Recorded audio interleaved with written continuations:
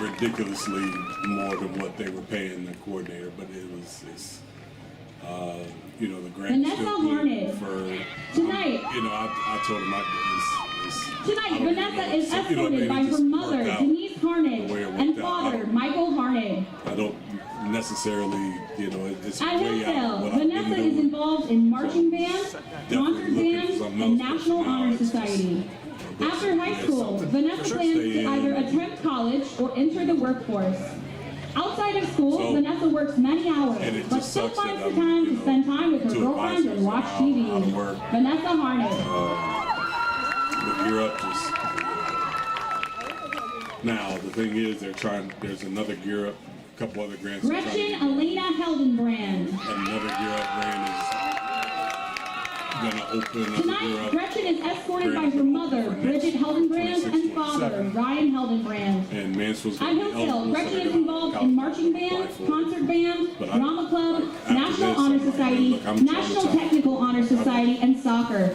After high school, Gretchen plans to attend college to become a teacher or attend a police academy to become a police officer. Outside of school, Gretchen attends Crossroads Church and helps in the nursery on Sundays. She also likes to watch true crime and works at Farmhouse Parlor and Grill. Gretchen Heldenbrand. I gotta say, you know, my job got provided for me by college now. Ryan Nally happens to be in the job, still in the building. Tonight, Ryan is escorted by his mother, Amy Nally, and father, Roger Nally. At Hillsdale, Ryan is involved in marching band, concert band, chess club, and book club. After high school, Ryan plans to go to college to pursue a career in science education. Outside of school, Ryan participates in 4-H tour teams. You know, they actually pay the kids to do the after Ryan Nally. Like $400 a session to do ACT prep. And Lily Oshesky. It's weird. Yep. Tonight, Lily is escorted by her mother, Alicia Myers, and stepfather, Kevin Myers. At Hillsdale, Lily is involved in marching band, concert band, choir, Falcon Singers, drama club, kindness club, and track and field. After high school, she plans to attend college at Columbus College of Art and Design and then join the workforce. Outside of school, Lily enjoys hanging out with friends and doing art projects. Lily Oshesky. Landon Edward Raines. Tonight, Landon is escorted by mother Scarlett Raines, grandfather George Gilmore, and grandmother Violet Gilmore. At Hillsdale, Landon is involved in marching band, concert band, pep band, and history club. After high school, Landon plans on attending a trade school to become a mechanic. Outside of school, Landon enjoys fishing with his buddies, playing video games, and listening to Trippie Redd. Landon Raines.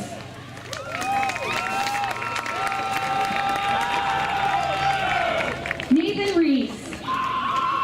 Tonight, Nathan is escorted by mother Kathleen Reese and father Bill Reese. At Hillsdale, Nathan is involved in marching band, concert band, and soccer. 5 and 3. After high school, Nathan plans to go to college for computer engineering and AI development. Outside of school, Nathan enjoys playing games with friends and practicing for soccer by watching film or practicing with his teammates. Nathan Reese.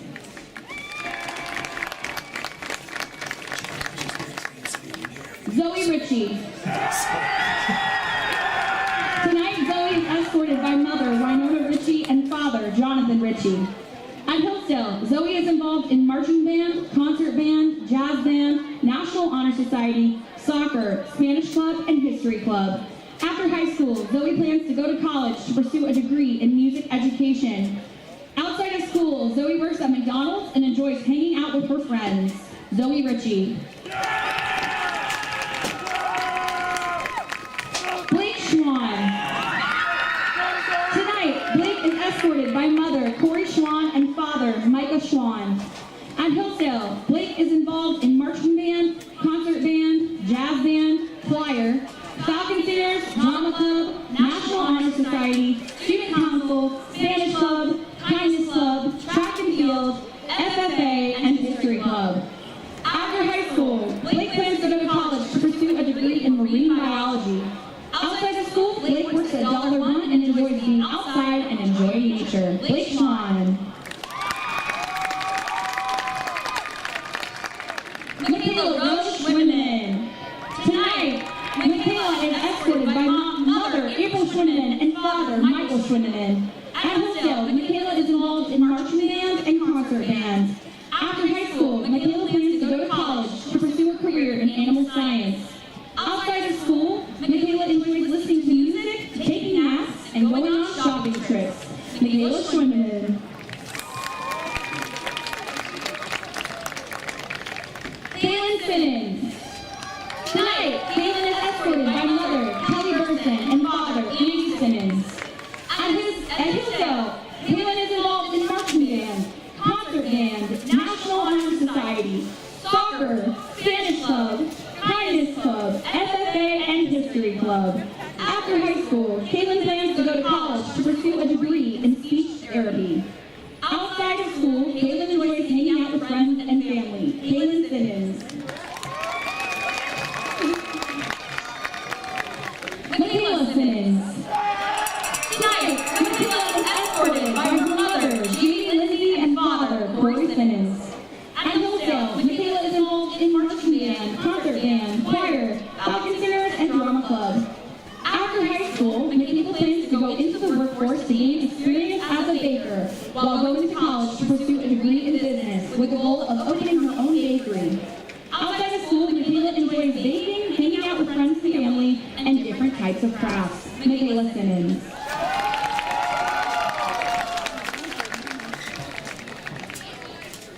Kylie DeVault. Kylie is the daughter of Christy and Russ DeVault. Kylie will be earning her third varsity letter in cheerleading this fall. Kylie is a member of the book club and the kindness club. After graduation, Kylie plans to attend Ohio University to major in biology. Kylie would like to give a shout out to her teachers for all the help they have provided throughout her academic career and her family for their support throughout her life. Her favorite memory from cheerleading is getting to know her teammates better through team bonding and doing stop, look, and listen dance with the seniors her freshman year. Kylie DeVault.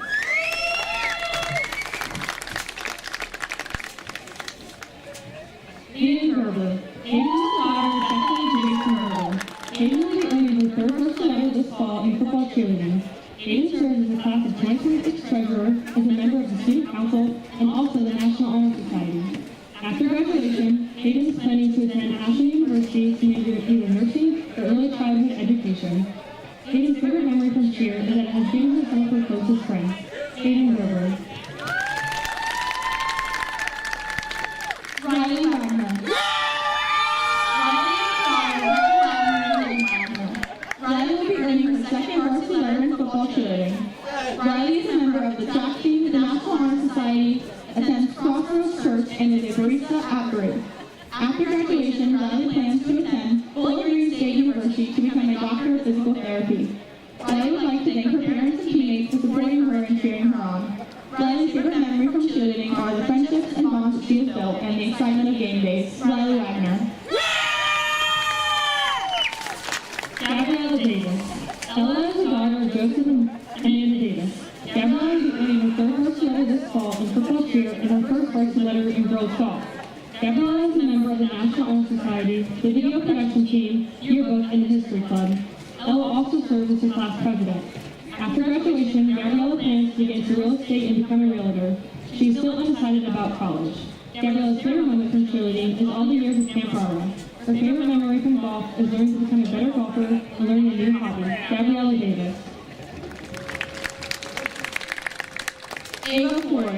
Ava is the daughter of Angie and Billy Flory.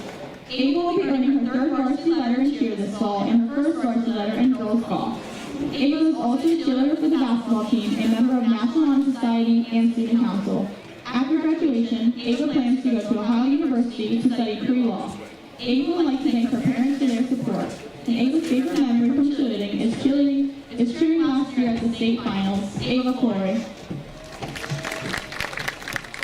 Cade Hawley. Cade is the son of Mark and Ann Hawley. Cade will be earning his fourth varsity letter this fall in golf. He is also a member of the track and field team, the Hillsdale FFA, and the yearbook. After graduation, Cade plans to major in education and continue his track and field career at the collegiate level. Cade would like to give a shout out to Mr. Whistle and Mr. Shaw for shaping the golf program during his sophomore year. His favorite memory from golf is sophomore year B-Dubs. If you know, you know. Cade Hawley. Colton Moser. Colton is the son of Jeremy and Amanda Moser. Colton will be earning his second varsity letter in golf this fall. Colton is also a member of the baseball team. After graduation, Colton plans to finish his cybersecurity degree at North Central State College. Colton's favorite memory from golf is when he and Cade Hawley speared Coach Whistle with a dead snake last year. Colton Moser. Landon King. Landon is the son of Billy Christian and Merlin Weaver. Landon will be earning his fourth varsity letter in golf. Landon is also a member of the baseball team in the FFA. After graduation, Landon plans to take over the family business. Landon would like to thank Billy, Merlin, Bill, Kathy, and Hunter. His favorite memory from golf is sophomore year at B-Dubs. If you know, you know. Landon Sims. AJ Brown. AJ is the son of Dustin and Katie Brown. AJ will be earning his fourth year varsity letter in both football and golf. AJ is a member of the National Honor Society, the Athletic Leadership Council, and the Spanish Club.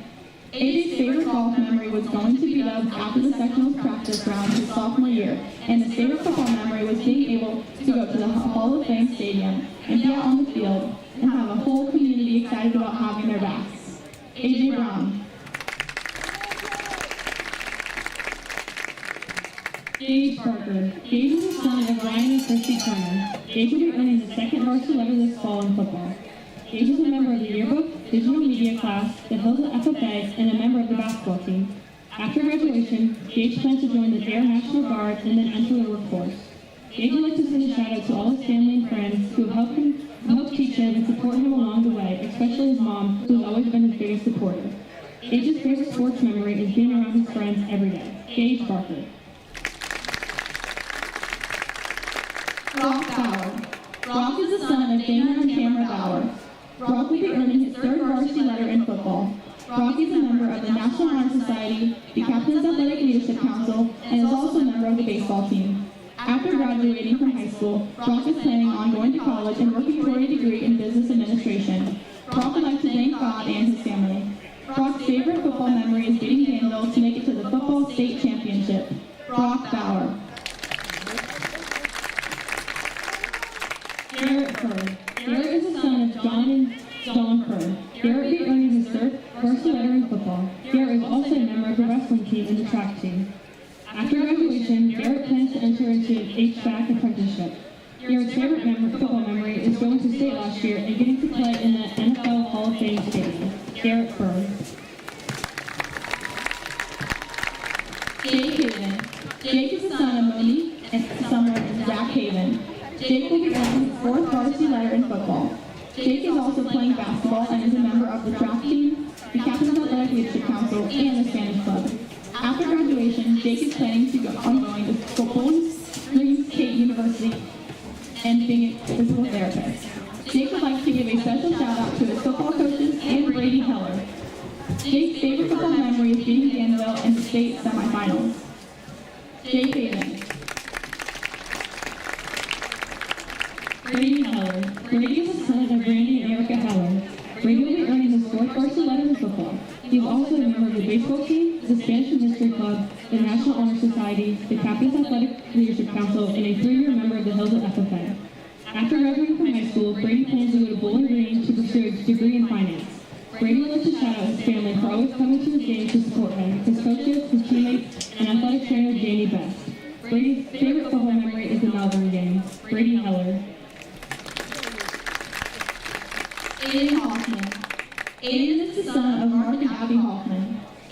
be earning his third varsity letter this fall.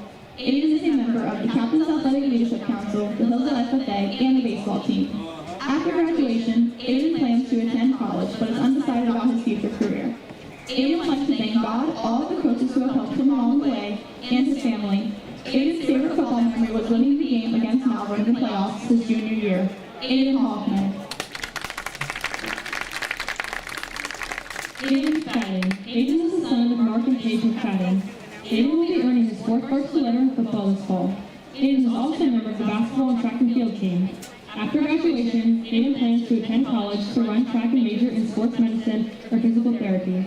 Aiden would like to shout out his family and his Lord and Savior Jesus Christ for giving him the ability to do what he does. Aiden's favorite football memories are the river trip with his teammates and Trash Talk Tuesday with Coach Wolf. Aiden McFadden. Wade Moody. Wade is the son of Sean and Mary Ann Moody. Wade will be earning his third varsity letter this fall in football. Wade is also active in the Hillsdale FFA. After graduation, Wade plans to work at Simonson Construction.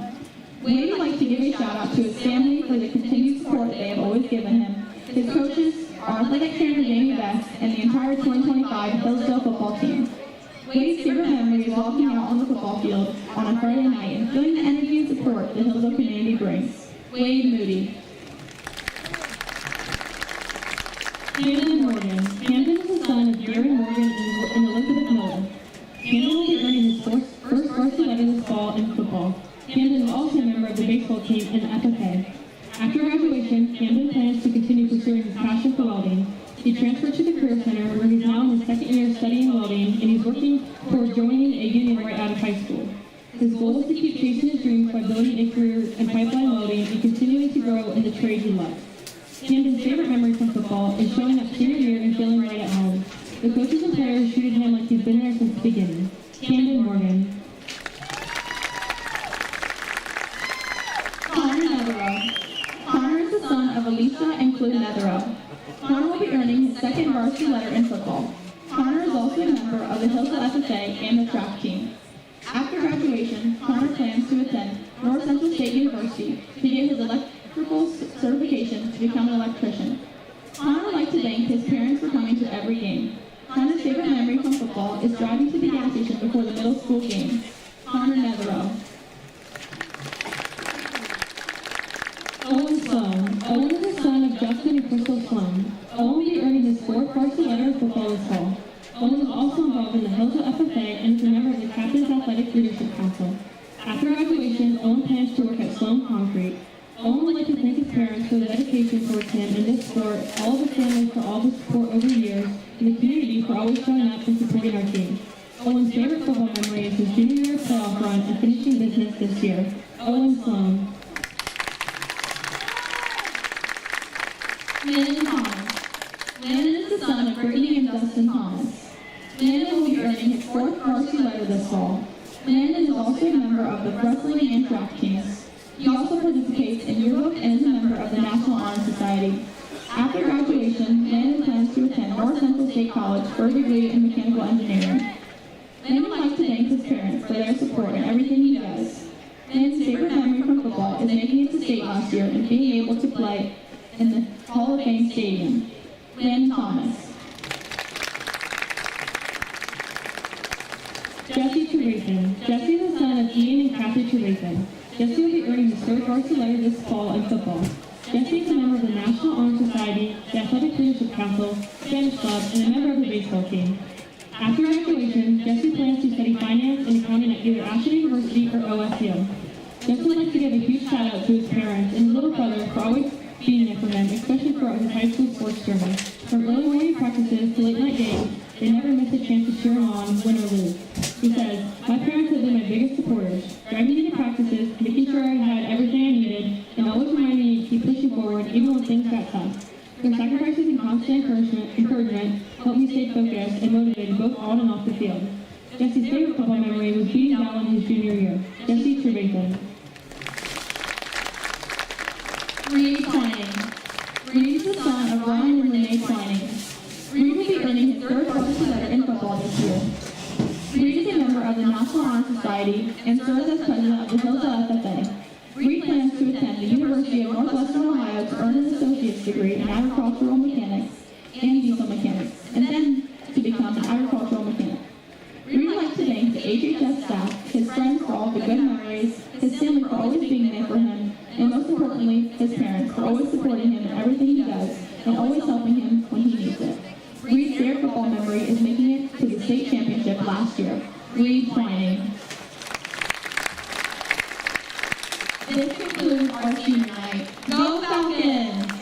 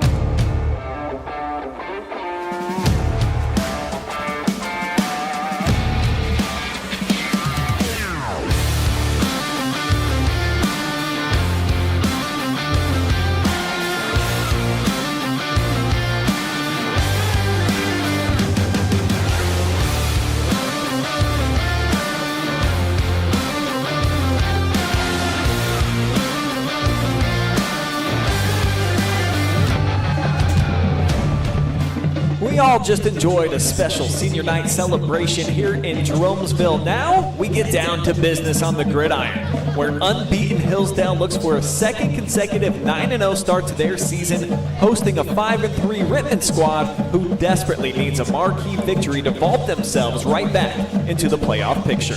It's live and free WCAL football featuring the Indians and Falcons, and it's all coming up next.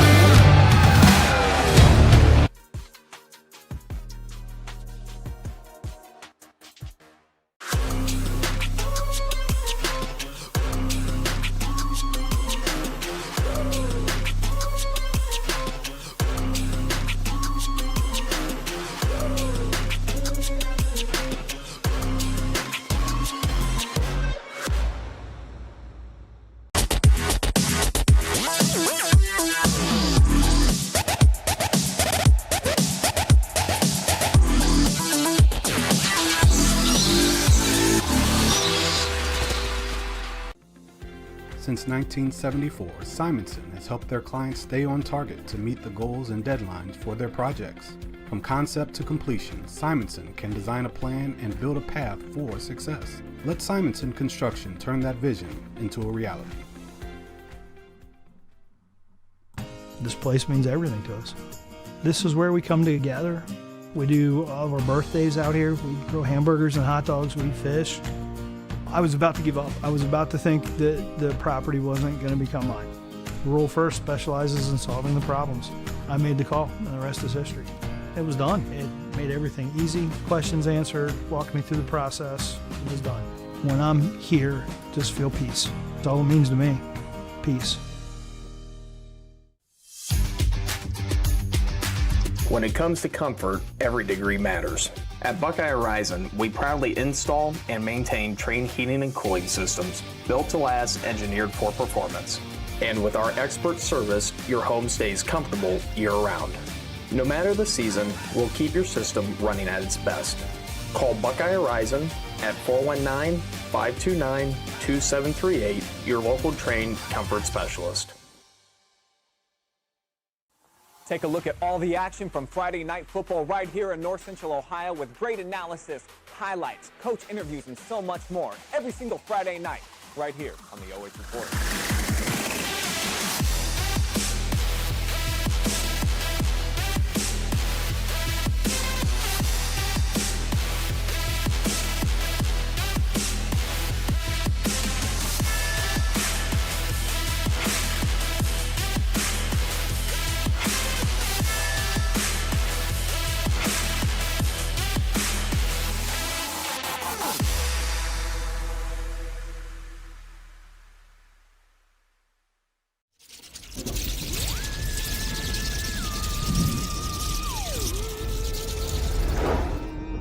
Happy Halloween!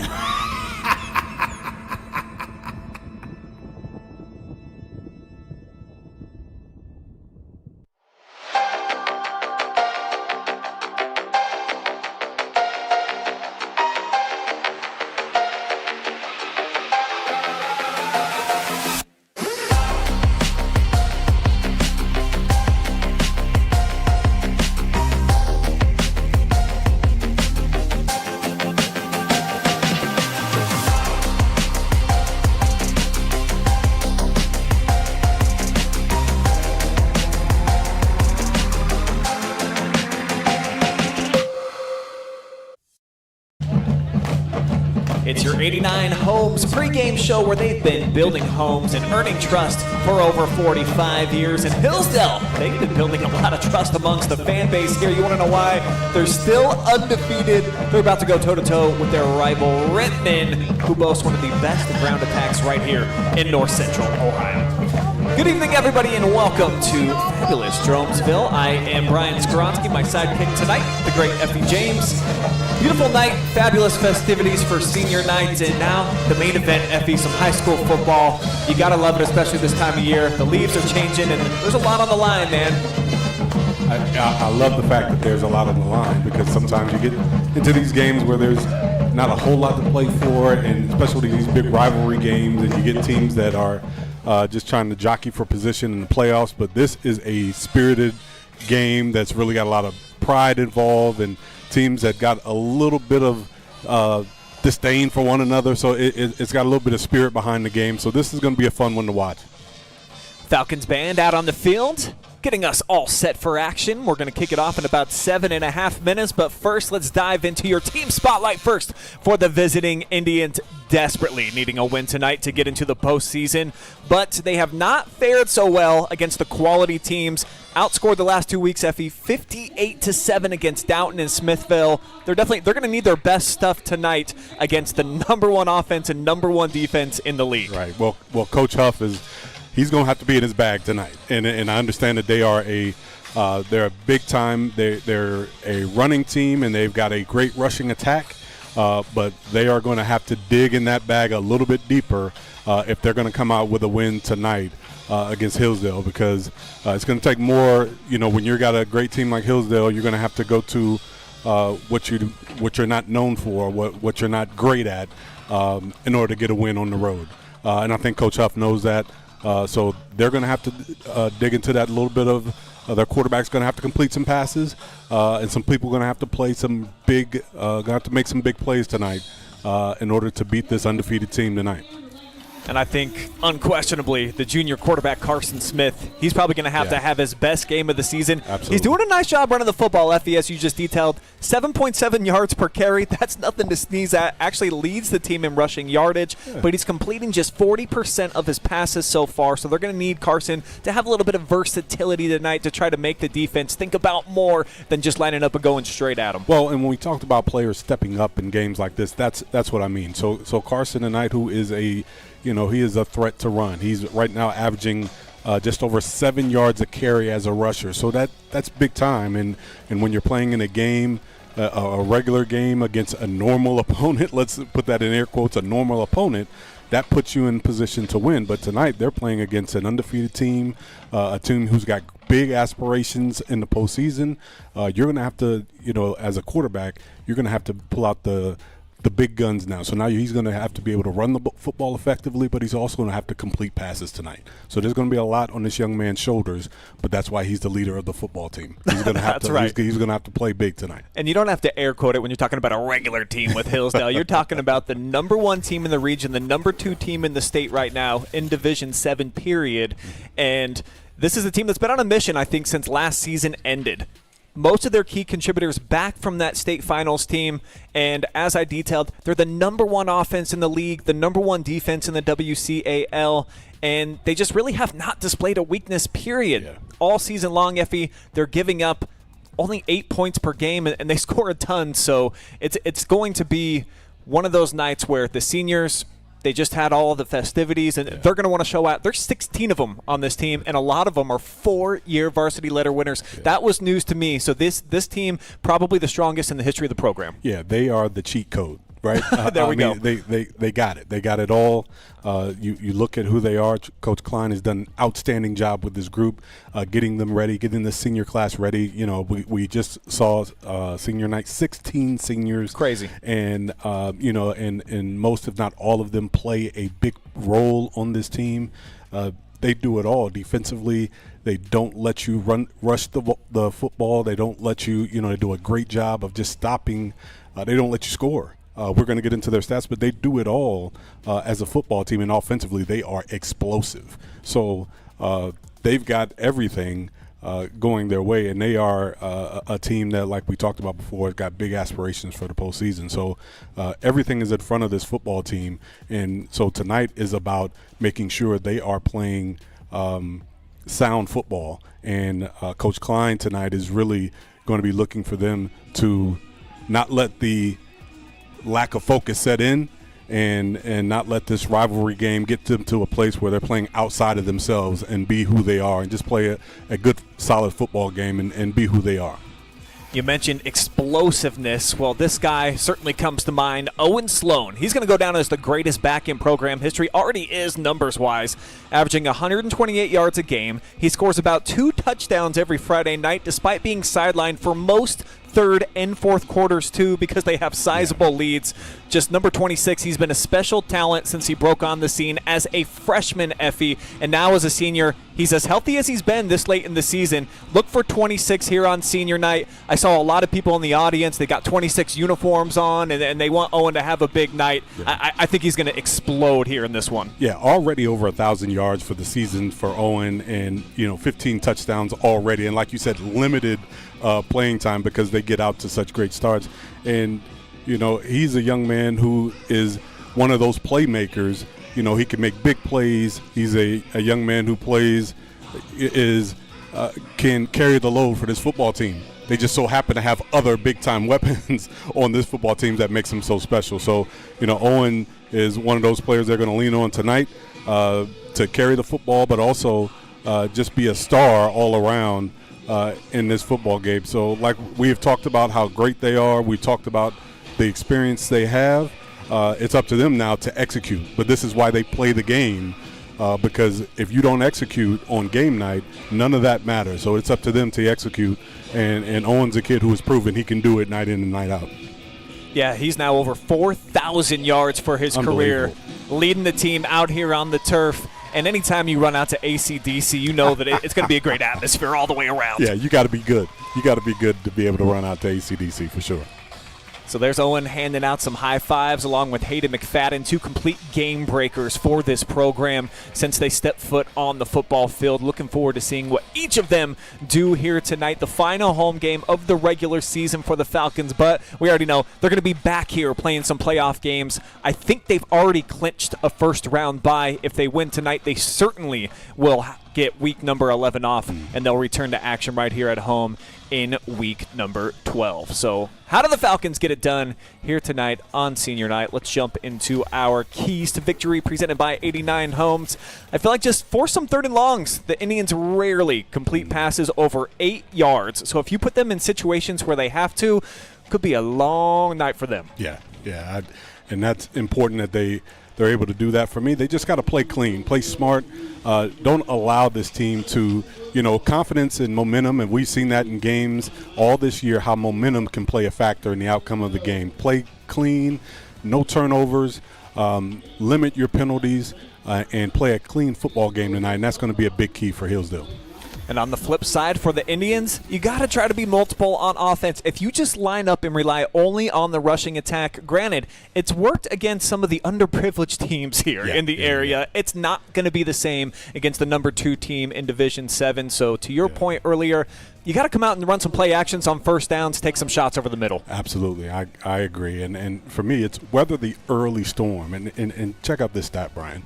In the first half of football games, Hillsdale is outscored their opponent 228-10. Oh, boy. Okay? So you've got to weather the early storm against this team and be in the football game in the first half. If you can do that, then you're going to give yourself a chance. So Rittman has just got to weather the early storm and make this at least a second half game, which most teams haven't been able to do. At least make it a second half game in order to make it a 4-quarter game. It's been basically all running clocks this season for the Hillsdale Falcons. 49-7 last week on the road at Northwestern, 45-13 the previous week. Smithville, a team that came in undefeated, they took care of them by 25 points, and then Downton the week before beat them by 29. So the getting's been good here this season for the Hillsdale Falcons, as the opening kickoff is going to go out of bounds, and that's going to give them fabulous field position to start tonight. As we put a bow on our 89 Homes pregame show. Shout out to Lori Miller, the entire group over there, for being fantastic sponsors of ours here on the OH Report. The offense ran by the junior Cal Lewis, having one of the best seasons of any quarterback in the area. 18 touchdowns, only 1 interception so far through 8 weeks, and that's a number that anybody can look at and be like, oh, okay, that's big time. Right, for sure. That's efficient. That's better than efficient. That's superstar status. They'll hand it off, though. Here's Owen, first down. Breaks it to the outside. He's got the first down and way more. Owen Sloan might take this the distance. He does get drugged down, but what a start here. And I told you, I just felt this energy about Owen tonight. Proving me right here with a big-time run. Well, and Owen hits a little button here. He gets to the outside, and all of a sudden he turns it on about right there, and there's an acceleration piece that gets him down to the sideline. And unbelievable early run. 54 yards on that first down play. Gets him already in the red zone for the Falcons. Some people like to ease into the night. He likes to get the party started. And here's McFadden in and out of his hands. Pretty nice throw, too, from Lewis. And Hayden usually is going to bring those in. Show it to you one more time. Yeah, that's on the money. I mean, that is a perfect pass right on the outside shoulder. Ooh. And Hayden wants that ball back because that is a perfect pass right on the outside shoulder. And I think he hasn't had time to work himself into the game because that pass was right on the money. That's a great throw by K.L. Lewis. Would have been his 36th career receiving touchdown as Sloan jitterbugs, dragging a couple of would-be tacklers inside of the 10-yard line. Another healthy carry here for Owen Sloan. He'll be 3rd and short on the way here for the Falcons' own. And again, right away, the Rittman defense shell-shocked after that first explosive play. But now you got to settle in and try to do what you can to keep them out of the end zone, try to force a field goal if you can. But you got to settle in, get your feet underneath you, and force them to go to the air. You can't just allow them to walk into the end zone if you can help it right here. They're going to toss it to Sloan here near side, cuts back. Gets drugged down right near the sticks. This is going to be awful close. They needed 4. Looks like he got 3.5, Effie, so the Rittman defense at least forcing a decision. Nice stop that time by Rocco Taylor. Yeah, Rocco does a great job of stepping up and just hanging on for dear life. Absolutely. Really is what that was. And, forcing that play back inside and forcing this 4th down play.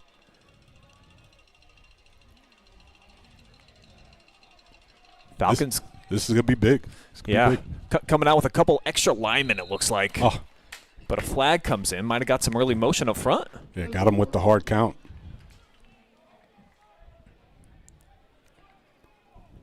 Got him with the hard count. So this is going to go against Rittman, and just about you could throw that flag on anybody up front. Yeah. It'll be a Crosby advisory group, first down.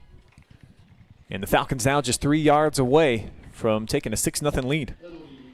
And that's a tough break for Rittman because they had done a good job of, getting a couple stops inside the 10 and set up a 4th down. Sloan again slashing up against the grain, pushing, driving towards the goal line, and he's going to get in there. Touchdown, Hillsdale Falcons on the extra burst there from Owen Sloan. Owen Sloan off right side, and initially he did not get in, but that second effort and a little help from his friends gets him across the goal line. Yes, he's hit right here. There's about 3, 4, 5 Indians, and then look, you talked about having friends. Right. He had the backup right there. About 3 dudes had his 6, and they're able to drive him over the goal line. The Falcons strike, and strike quickly. 2 minutes, 15 seconds here into the contest. Wow. There's A.J. Brown putting it up and through.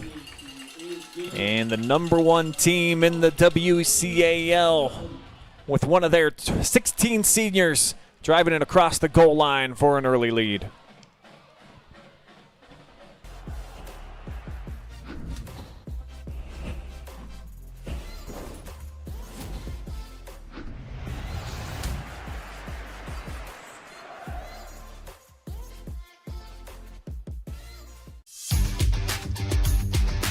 When it comes to comfort, every degree matters. At Buckeye Horizon, we proudly install and maintain train heating and cooling systems built to last, engineered for performance.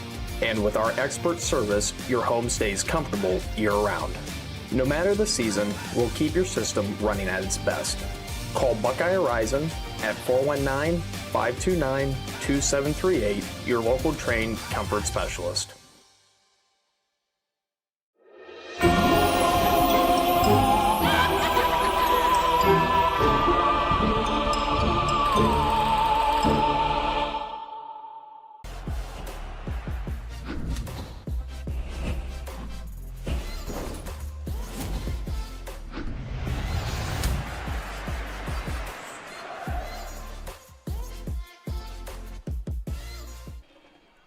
We welcome you back to Jeromesville. Here's the ensuing kickoff after the Falcons drive down the field and score on their opening drive.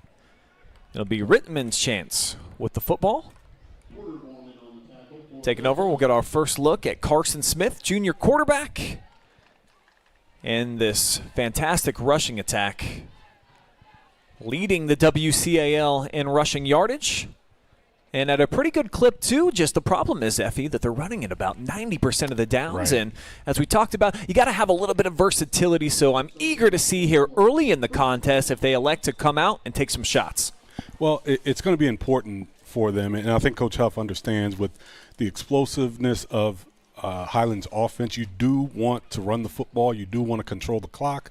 But also, with how good the Highland defense is, you can't just be so predictable.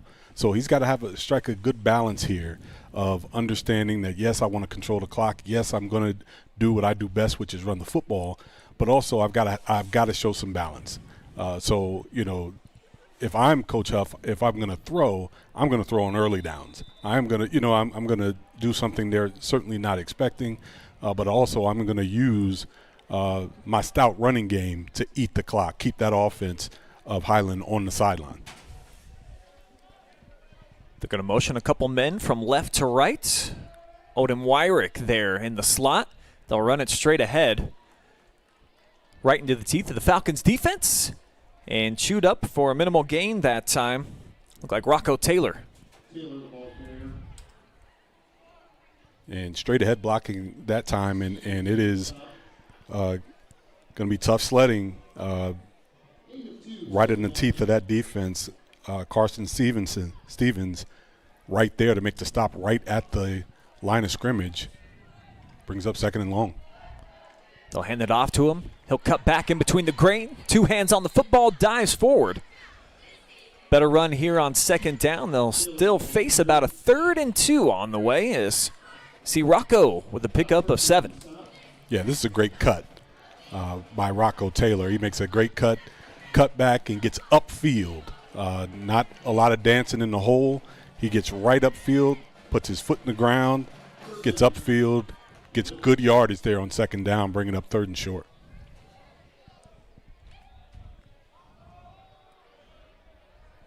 They'll flex out 3 wide receivers here to the near side. From the gun, design quarterback run all the way. And it's going to go for first down yardage. Carson Smith getting a Crosby advisory group first down.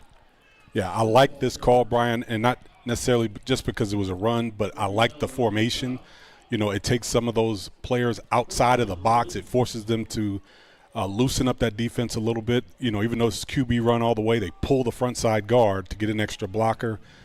But Carson Smith, who's a quarterback, shows his toughness there. And he's like, no, I may be a quarterback, but I am wearing number 20. So don't get that twisted. He'll hand it off, though, this time. A gaping hole to the outside. Spinning his way for about a 9-yard pickup goes Rocco Taylor. And the offense on the move here. The Indians, they can run the football, so make no mistake. Figure that they'd be able to come out here and showcase a bit of this at times here tonight, Effie, on this first drive. 2 pretty nice runs back-to-back. Yeah, that's good stuff. Power scheme to the left. And, again, Rocco Taylor is doing a great job of utilizing his blockers and gets upfield. And he seeks out that first down marker for the second first down of the night for the Rittman Indians. Fresh set from midfield. And inside give here to Wyrick. Falcons defense snuffed that out, though. Knox Lewis able to drive him down to the turf. No gain. a little trickery that time, a double handoff, inside handoff to Wyrick that time. And, those are the things that they're going to have to do to try to mix it up a little bit. You're not just going to be able to run power, run base at this defense. You're going to have to mix things up a little bit. But that time, Highlands defense right there to make the stop at the line of scrimmage for no gain. Go Twins here to the near side. Christian DeBell standing in the slot right now. Again from the gun. Put it back in the hands of Taylor. And he gets brought down, tackled by Brady Heller. Pickup of about 3.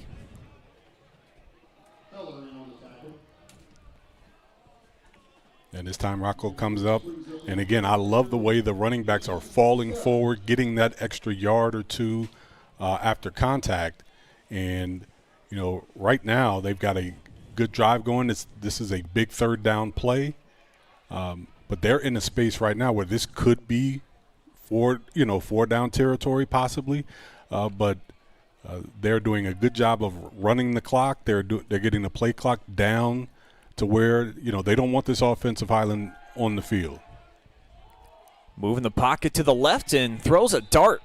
25th completion of the season. It's going to go for a big-time first down, and the catch made by Colin Deerling, the junior, into enemy territory down to the 37-yard line.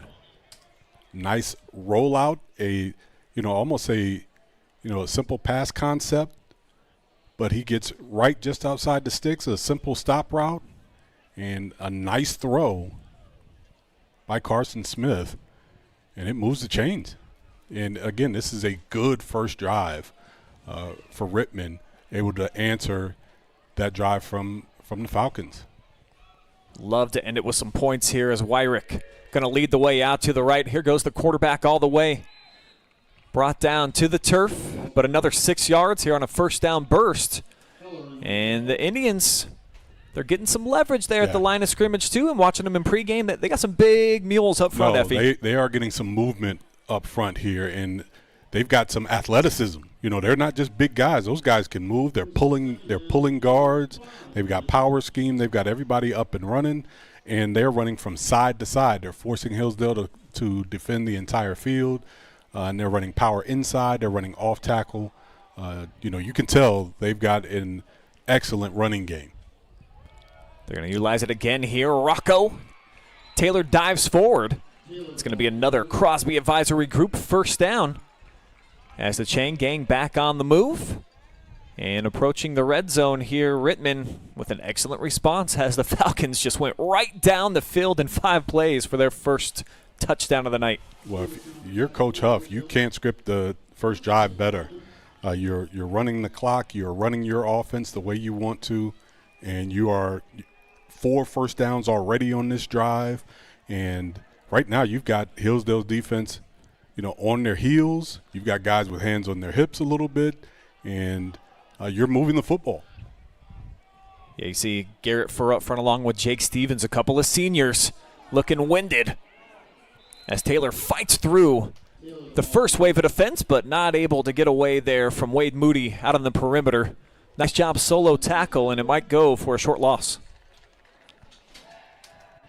Yeah, and that time Highland does an excellent job of getting penetration, forcing them to bounce, forcing Rocco Taylor to bounce to the outside, where we've got help on the outside and gets no gain. And this is where the Highland defense wants to keep Rittman behind the sticks and forcing them to do what they don't want to do, is into passing situations. So this is where the Highland defense wants to keep them behind the sticks. Go play action. Squirt between the A gap there, left side, and it's a nice run. Go for about 8. Sets him up in a 3rd and short situation right at the 20.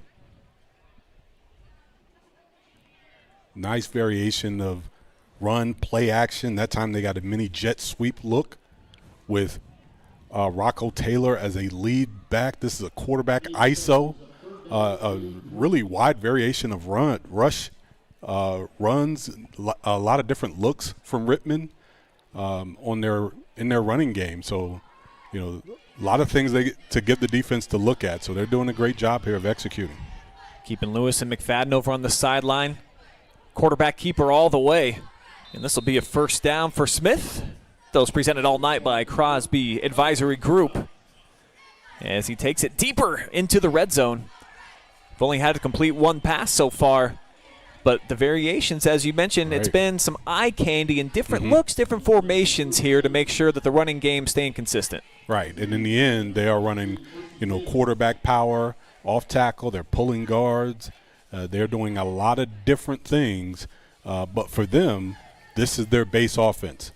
So their linemen, their backs, everybody's comfortable running this. But they're putting a little extra eye candy, a lot of things for the defense to look at. Which looked to be confusing the Hillsdale defense a little bit. Hillsdale does have 8 in the box here, and this time they're able to wrap him up. Knox Lewis gets some help, able to drive him back pretty much right at the line of scrimmage. Second and long on the way. And, they are keying on Taylor. When he moves, they are moving defensively, and that's probably the best thing to do.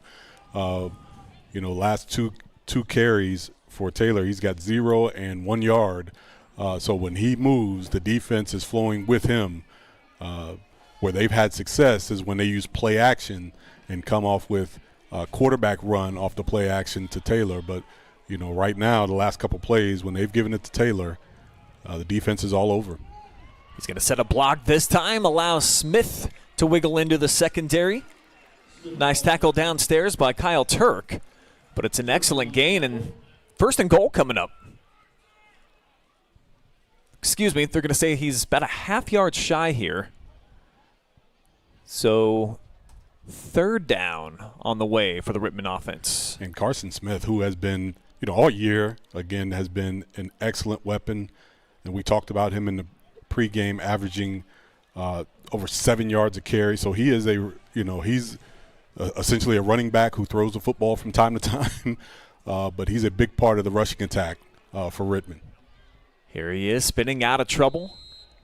This will pick up the necessary yardage as the clock stops, just 32 seconds, and they've taken 9.5 minutes off the clock already here with this drive. And I am telling you, this is exactly how Coach Huff drew it up. He wanted to use clock, drive the football, collect first downs, and be physical up front. And his team has done exactly that. They have executed the game plan to perfection. They have kept themselves out of trouble, have not got behind the sticks, and here they are on the goal line, executing very well.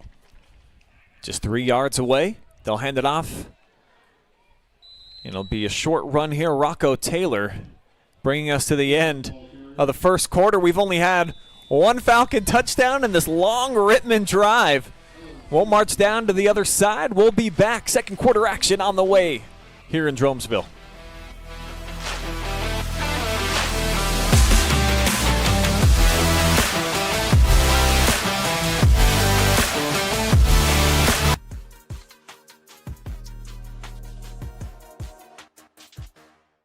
This place means everything to us.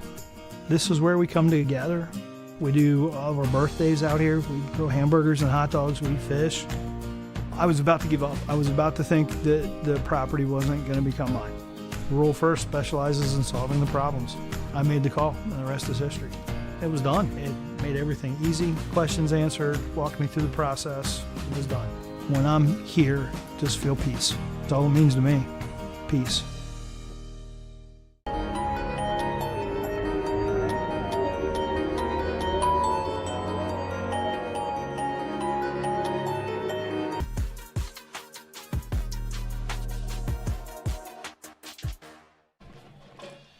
Pretty impressive drive going right now for the Rittman Indians here on the road. They're sitting on the doorstep looking to kick it in.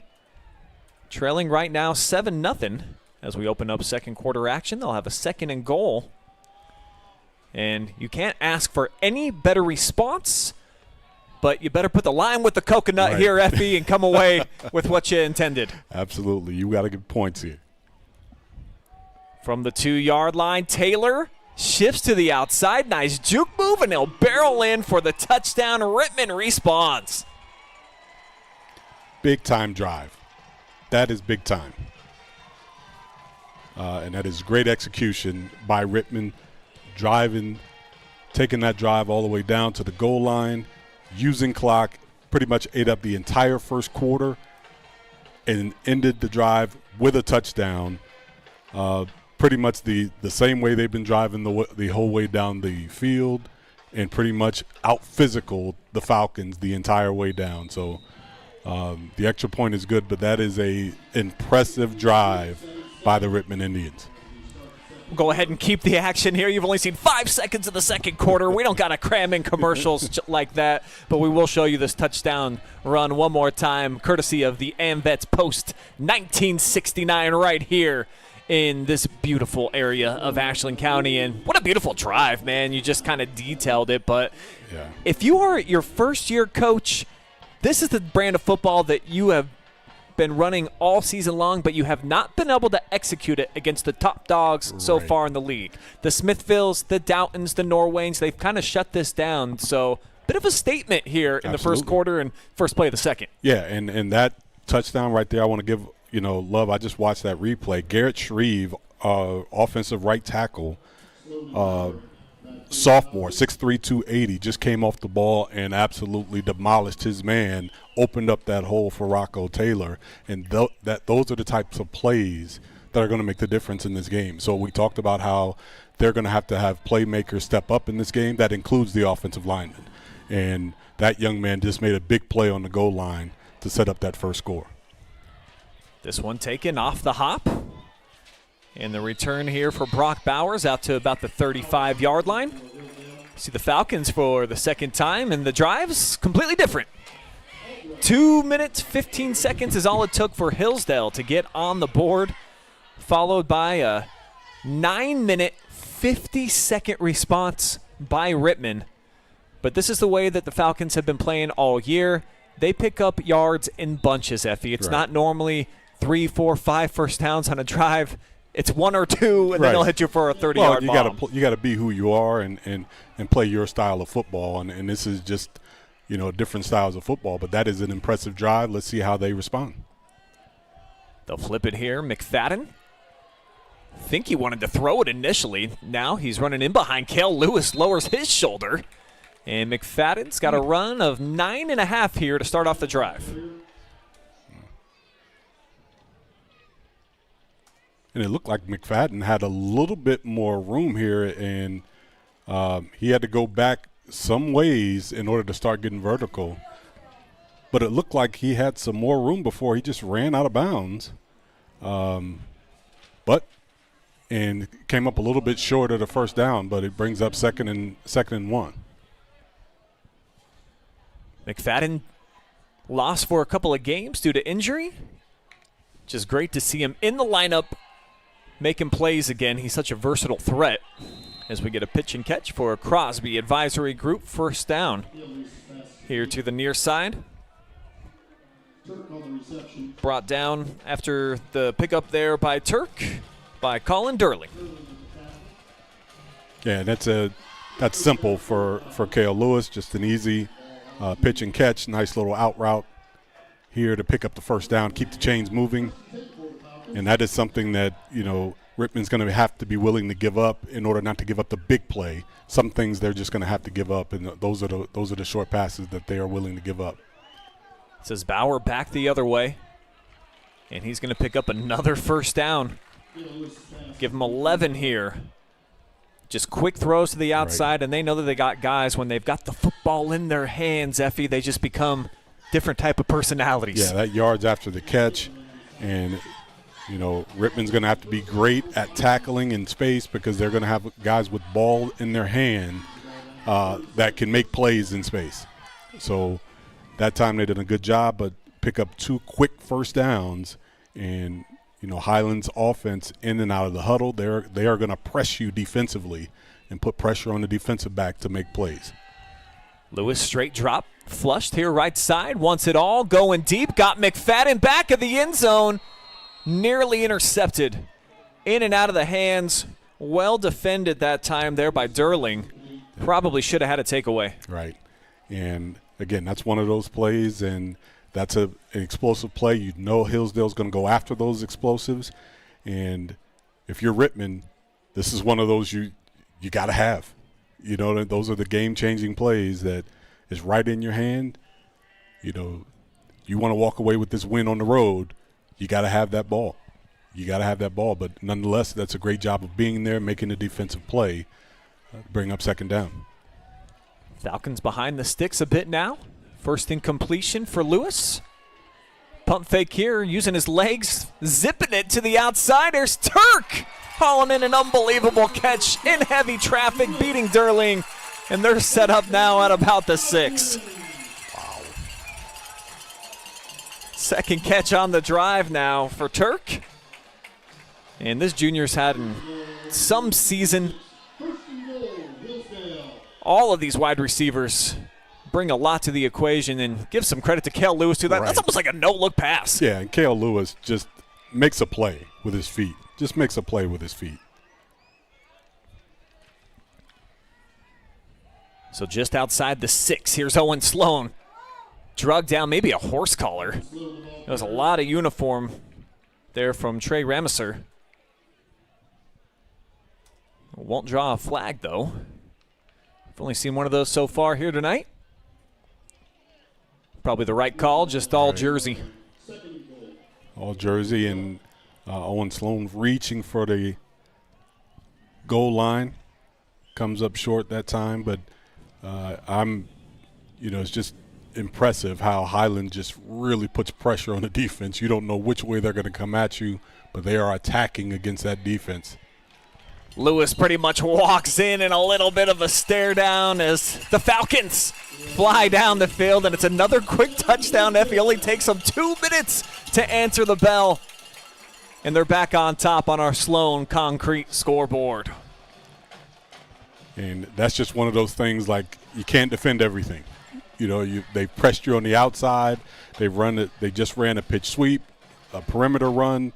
And just when you think you thought of everything, here comes the QB run. Here comes the QB run right up the A-gap. And Kale Lewis, who has, on top of everything else, on top of the 18 touchdown passes, has 8 TD rushes, just a do-it-all player for the Falcons. So Hillsdale strikes back. We'll step aside quick after touchdown commercial break, and we will be back. Let's see if Rittman has got another 9+ minute drive left in him here in this second quarter, I'm sorry.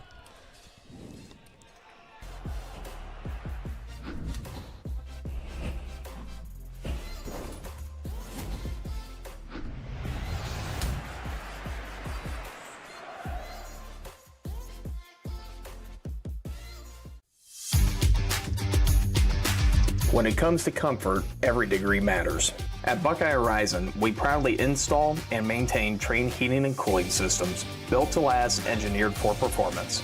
And with our expert service, your home stays comfortable year-round. No matter the season, we'll keep your system running at its best. Call Buckeye Horizon at 419-529-2738, your local Trane comfort specialist.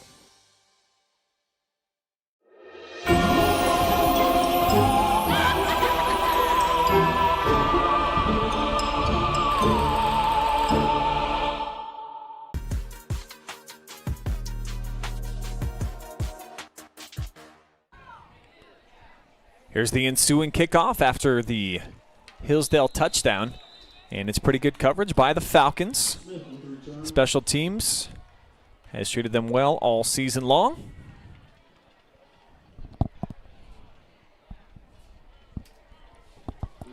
And after the Kale Lewis TD, chance now for Rittman to try to answer the bell. We saw him last time with a nearly 10-minute drive. Do they have another one in store here, or can the Falcons' defense step up and make some plays? Well, it'd be interesting to see what the Hillsdale defense, the adjustment is going to be to this to the rushing attack. You know that they're going to make adjustments here. Let's see what the adjustment's going to be for the defense. Get a quick stop here, not a lot. Coming up to make the tackle there, Aiden Hoffman. And a rare second and long here for the Indians O. Been pretty good on the early downs so far.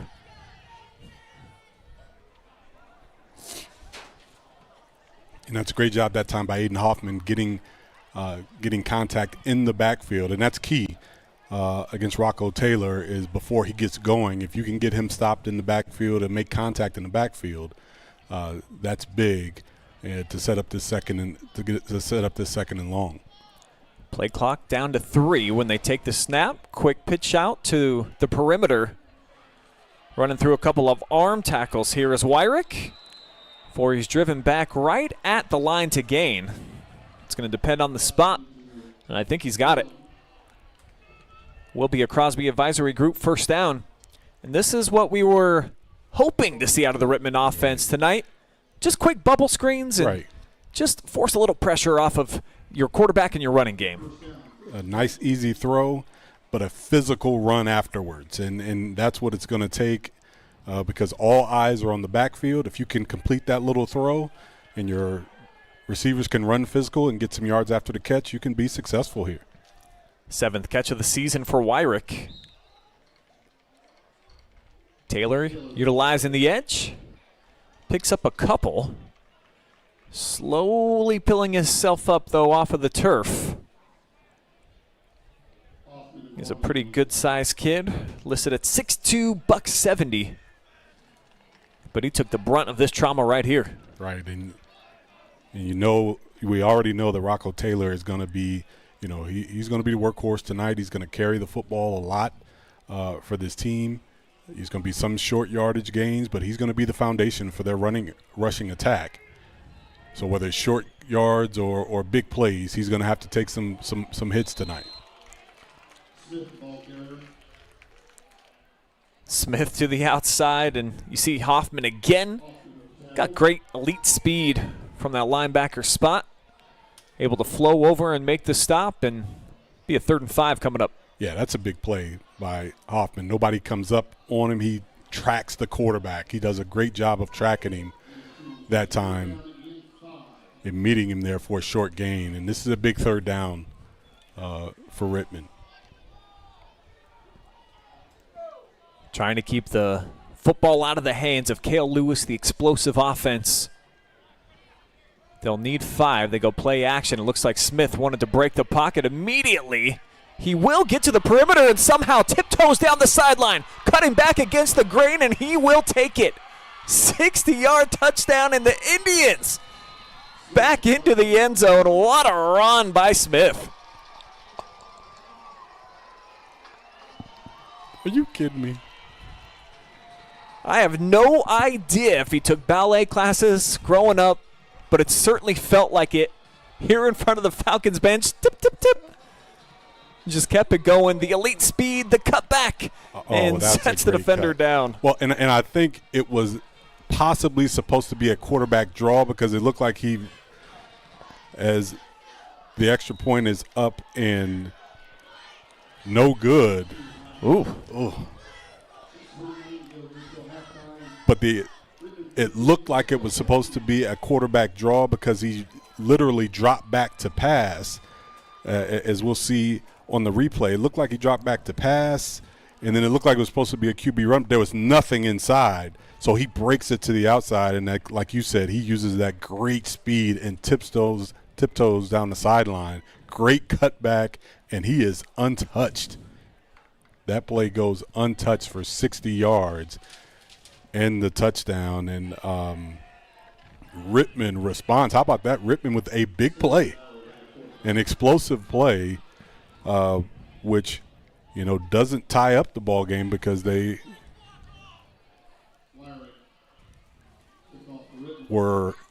missed the extra point. Yeah, we'll see if that ends up looming large by the end of the game. Special teams, always a big factor. That third service in the football industry.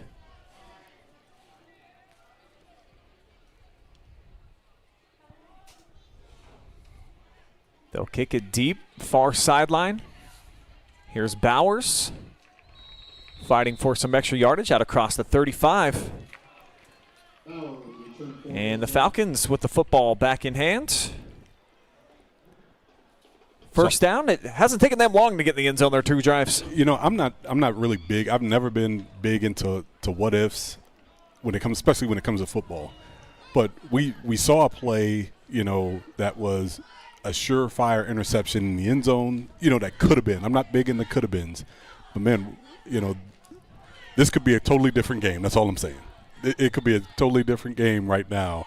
But as we sit here right now, Hillsdale has a 1-point lead with the ball, and we're in a competitive ball game in the second quarter.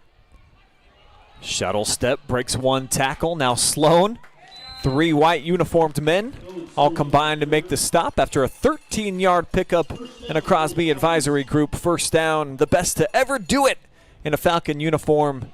You see the name on the back of the uniform. Everyone's going to remember that one once his career wraps up, and then they're thinking, Effie, that's not going to be for about 7-8 more weeks. Right. They got a while to go. They got a while to go. And Sloan pretty much just outruns the defenders to the perimeter and then uses his physicality to break that tackle, gets upfield to get the first down. Really hard-nosed run there by Sloan.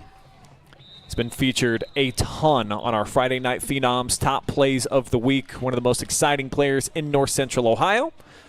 And we'll get a timeout here taken by the Rittman Indians. So it'll give me a chance for the first time tonight to check out the comment section.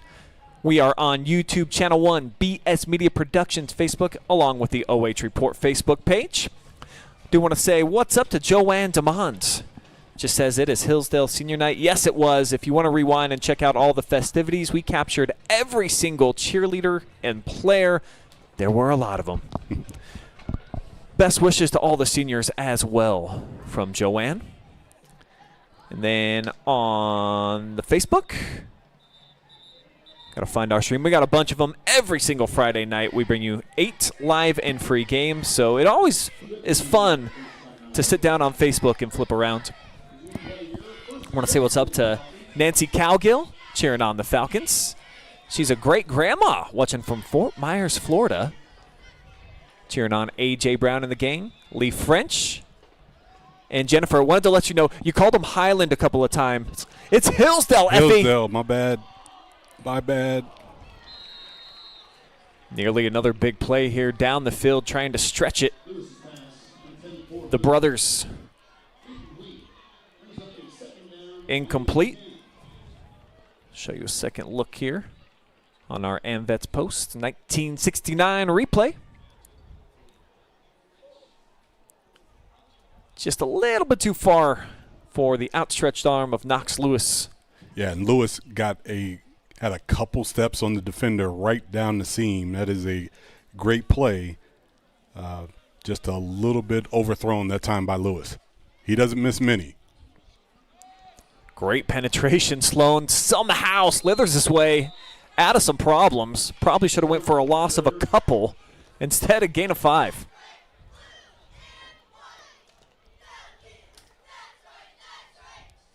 This kid's so amazing with the escapability. The truck stick, too. I mean, he's the total package. Just a physical finisher. And, you know, that's a big part of being a sound back. You know, a lot of backs can run, find space, but how do you finish your runs is a big key as well. And he finishes, you know, with some of the best running backs I've seen in high school. 5'10", $195. He is a load. Now it looks like the Falcons are going to burn their first time out. So you already know what it is. Get us some comments going out there on Facebook and our YouTube Channel 1. And every chance that we get, we will say what's up to you, the viewing audience. There's about 300 of you all watching together live and free. Great to have you with us here on a Friday night, week number 9. The season going by awful quick. But for Hillsdale, still plenty to accomplish, Effie. Here's what's going on. They are the number 1 seed in Division 7, Region 27 by quite a lot. You see the 14.200 points, a win here tonight. Like I said, I think it guarantees them the outright number 1 seed or at least a home game in Week 12 and a bye in Week 11. Right, and that's what you play for, and you know, playing these games in the regular season and getting better and better for that extra home game, for your fans to be able to get that postseason action at home is a big treat for them. Great throw, a dot to Kyle Turk. He'll pick up the Crosby Advisory Group first down.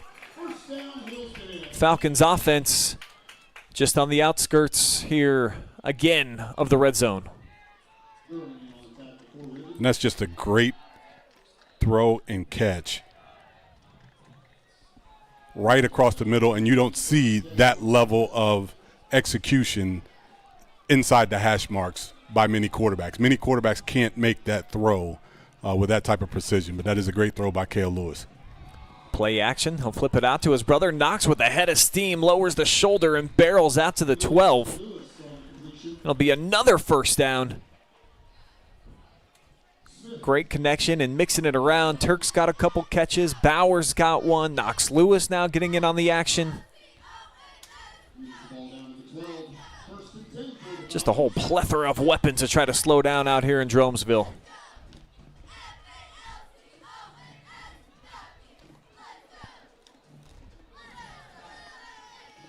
Clock spinning, under 4:40 to go before the half. And again, it's Knox Lewis, gets a block on the outside. And he'll take it down around the 5. Marked out of bounds, and the clock stops at 4:30. Yeah, and the quick passing game is, you know, for most teams an extension of the running game, and it's really simple for Cale Lewis to just flip it out there and make that throw and allow his playmakers to get upfield, and a lot of it presses your defense. It just presses all your players on your defense to be ready. It makes everyone, all 11 players, have to be live and ready. Here's another quick toss. Bauer, I think, juggled it and then brought it in on the second and third effort. Took all of his concentration. Didn't think a lot about the run after the catch, but still picks up a couple. Whoop, Yeah, whoop. it's between the legs and everything for him to make that catch.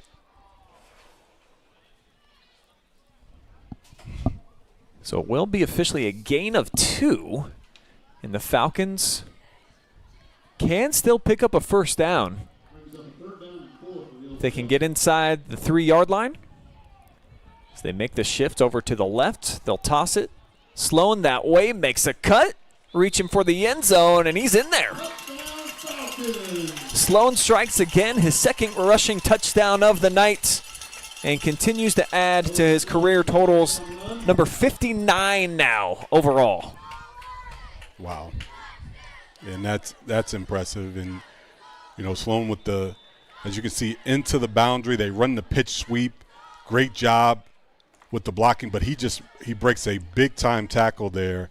And Trey Ramsier was there for the tackle, just couldn't bring down Sloan right at about the 5-yard line. Couldn't bring him down, and he goes in for the score. Brown to extend the lead, 21-13. Falcons strike again. Mama, there goes that man, 26, 4-6. And Hillsdale, 3 for 3 so far with their offensive possessions. The Falcons soaring here tonight.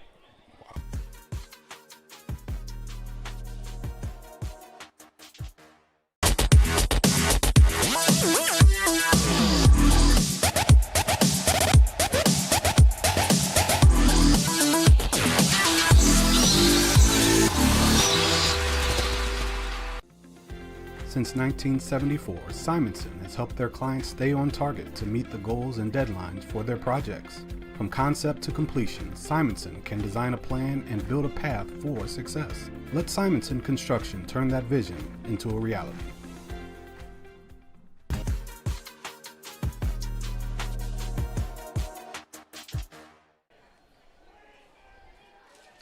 A.J. Brown teeing it up here for the Hillsdale Falcons.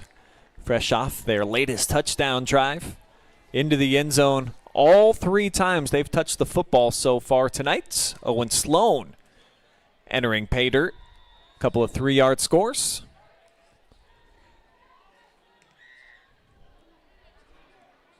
And it's not a great kick, but it takes a really fortuitous backspin bounce. Rittman's got a dive on it. And they'll set up shop right there at about the 26. So at this point, Rittman has played well offensively. And, you know, their game plan has worked. They've even got an explosive play to score. They have done everything, you know, right, other than they missed an extra point tonight. So right now, with 3 minutes and 41 seconds, they'd love to eat this clock and get points before the half. That's their goal, I'm sure, right now. But here comes the penalty. It's a rare flag, just the second we've had tonight. Previously, it was on a 3rd down play. A hard count was able to give Hillsdale a 1st down. And I see claps on both sides. I think we're going offsides on Hillsdale. So each penalty so far tonight benefiting the offense. So to make it a 1st and 5 situation. Indians have only had the football twice, Effie, and they've been able to drive down each time, get into the end zone. Can they do it with just 3:38 to go here before the break? Big drive coming up here for Smith and company. Inside give, Wyrick with a burst of speed. He's to the next level, still keeping his feet into Hillsdale territory. Exciting run. And the Rittman faithful who made the trip out here to Jeromesville, loving every minute. You know, and this is that double handoff that they ran earlier that we talked about was going to be necessary. And this time it was open. And they're able to, with another great run and extra effort, get that extra yardage, picks up another 1st down. That's 8 on the night for the Rittman Indians. 2 carries tonight for Wyrick. He started the night with 13 for a $115 on the ground. This time it's Taylor, maybe a half a yard. Stacked up, just really had nowhere to go. Yeah, right inside, base blocking, and you could tell Hillsdale's defense is keying on Rocco Taylor. And since that early in that first drive, everywhere he moves, they are all over him. The success has come really with quarterback runs and things that have come off tackle, but give credit to Rittman's rushing attack overall. They have done an excellent job so far this game with mixing things up against this Hillsdale defense. They'll shift again, and there's that inside give. Wyrick, stutter step, and he submarines, goes down across the 45-yard line. He'll get a couple, but this is one of those 3rd and long situations that was my key to victory for the Falcons tonight. And we'll see if Rittman's got to go to the sky. Right, and if you're Rittman, you certainly want to stay out of this type of situation, and because you don't want to have to throw the football. And when they know you have to throw the football, you certainly, we talked about they need to throw it, but you don't want to throw it when they know you have to throw it. So this is a big 3rd down here for the Indians. Wyrick in motion. They'll move the pocket here near side. Smith throwing on the run, and it's not a good one. Intended for Christian DeBell. Uncatchable. And the first 4th down, I believe, for the Rittman Indians offense tonight. Yeah, and you know, this is exactly why they want to stay out of this situation, because it allows the Hillsdale defense to get into that pass defense. Their pass rushers can rush, and it limits what you can do offensively. So here they're in 4th down. They have to punt it away and try to force them at least to drive the entire field. Taking on the hop, a bit of a crease here for Turk. Throws a stiff arm. He'll get drugged down, brought it all the way back out to the 40. Excellent special teams play on the return here for Kyle Turk. And you look at the clock, the 2-minute drill. Yeah. That's all the Falcons offense is. So this is nothing new from the start of the game till now. Well, and if you're Rittman, you're really wishing now that you'd ate a little more clock because with 1:41 left on the clock, you know that's too much time for the Falcon offense. You know they can score with that much time left. They'll go with 4 wide. Sloan, the lone back. He'll stay in and chip block. Pump fake near side. Lewis on the move. A flag comes in. We're going to get a hold, and Kale wisely, I think, recognized that. Just slings it out. It's going to make this a 1st and long. Looks like it might have been on Wade Moody. Having a conversation there with Garrett Furr. Take a second look. Yeah, and it's so difficult for the offensive lineman once your quarterback starts to scramble, especially when it's supposed to be a straight drop back play. Looked like Moody grabbed a little piece of the jersey, so that's a dead giveaway for the penalty. It's the second against the Falcons tonight. Design run here for Kel Lewis. Gets back most of the penalty yardage. See how quickly the Falcons want to move here with the clock. Taking a tumble down to about $110. Quick snap. Lewis surveys, sidearm throw, and he's got a completion to Turk, and that'll move the sticks.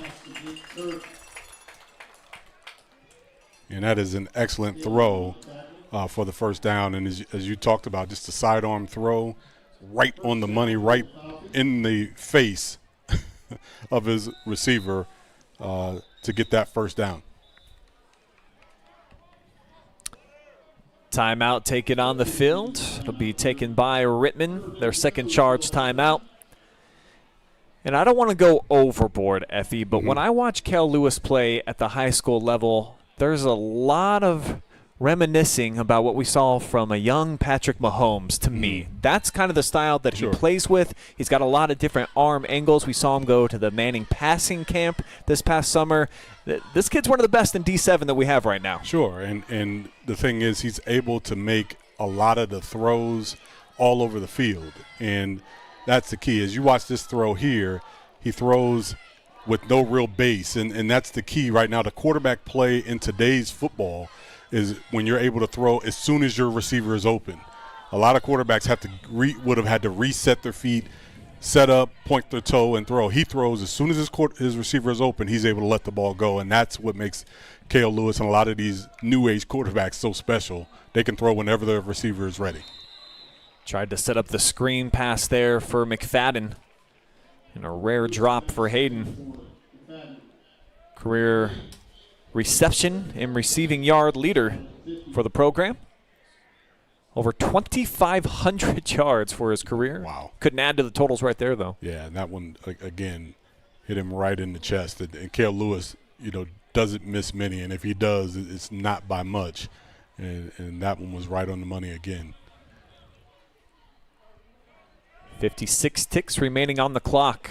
2 receivers each side. Quick throw, it's Turk. Another first down catch.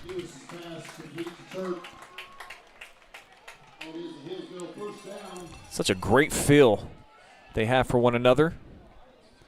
Yeah, and that across the middle deep mini post is just almost like a dig route that he shows the quarterback his numbers. He's able to put it right on him just outside the sticks for a 14-yard gain. Lewis circling all the way back. He's got plenty of green out in front, and he will scramble for another Crosby Advisory Group first down. We'll show you this one. Comes all the way to the near side. Sees that there's a couple defenders waiting for him, Miles Fox.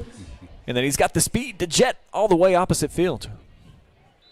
Just shows that athleticism, and and that's what's got to be so frustrating as a defense. You do a great job of defending. You've got everything covered in the secondary, and just when you do everything right, he's got the athleticism to break you down and still run for the first down. About 220 rushing yards on the season for Kell, an element to his game that has really elevated from his sophomore year. Taken off again this time, but it's a fumble and right into the hands of the defense on the takeback. Carson Smith. Huge play here. Big play. And Rittman back with the football with 15 seconds, but it keeps the Falcons off the board. Yeah, if nothing else but to keep Hillsdale off the board, this is a big play. And certainly looks like it's out. Batted away, Jacob Glick with the right paw, punching out. And the first turnover of the night. Was applauding Lewis. Only one interception he's thrown all year. They've been really good at taking care of the football. Hasn't had a whole lot of miscues during his junior campaign. Would love to have that one back. Yeah, and with Rittman getting the ball here in the second half, be interesting to see how they handle this. He's going for it. Yeah, one-on-one coverage, but he floats it, and it's going to be picked off. Bauer read it all the way. I think everybody could kind of read that one. A rainbow and the pot of gold at the other end. Got a Falcon jersey on. So it won't cost them much. Only 8 seconds. Not quite sure what Hillsdale is electing to do with it, but this is kind of hard to describe, this pass. Yeah, I guess it works like a punt. I'm thinking Coach Huff is thinking, hey, if you throw it up and something bad happens, it's no more different than a punt, I guess. The problem is a kid like Cale Lewis, 8 seconds. I believe Hillsdale has a timeout, or they've got left. 2 still. 2. Another sidearm Chuck, older brother, and the senior knocks out of bounds. I think it's going to be a gain of 10. Depends on the spot. Didn't get a very favorable spot here on senior night. Only 9 yards. 9 yards. But it gets them closer to Hail Mary range. And right. You heard a couple of the seniors. What was your favorite memory so far of high school football? Well, that Malvern game and the 2 Hail Marys they completed certainly stands out. The Falcons going to burn their second TO, huddle up, talk things through. Yeah, right now, this is Cale Lewis can get. I would not be shocked if he couldn't get this ball into the end zone from here, and so if you're Rittman, everybody talks about, hey, just knock it down, but that's easy to say.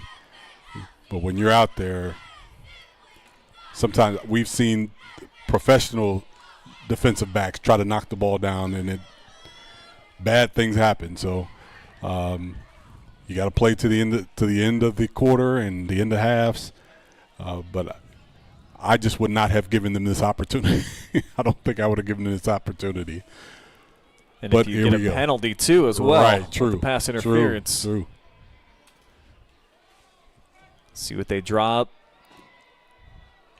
Deep cloud coverage, about 6 guys back here for Rittman as Lewis running for his life.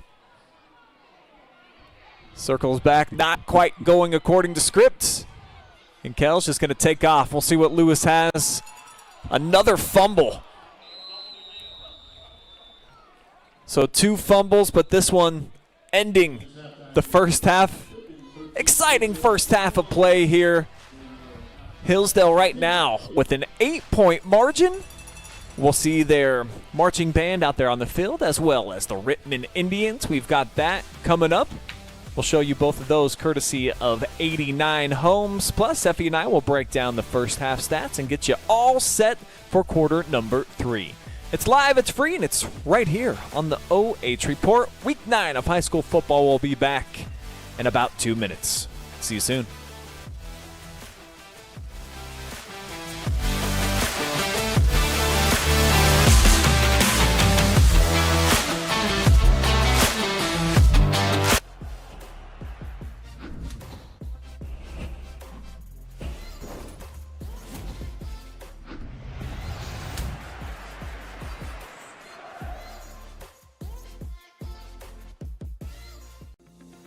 Since 1974, Simonson has helped their clients stay on target to meet the goals and deadlines for their projects. From concept to completion, Simonson can design a plan and build a path for success. Let Simonson Construction turn that vision into a reality. This place means everything to us. This is where we come together. We do all of our birthdays out here. We grill hamburgers and hot dogs. We fish. I was about to give up. I was about to think that the property wasn't going to become mine. Rural First specializes in solving the problems. I made the call, and the rest is history. It was done. It made everything easy. Questions answered, walked me through the process. It was done. When I'm here, just feel peace. That's all it means to me. Peace. When it comes to comfort, every degree matters.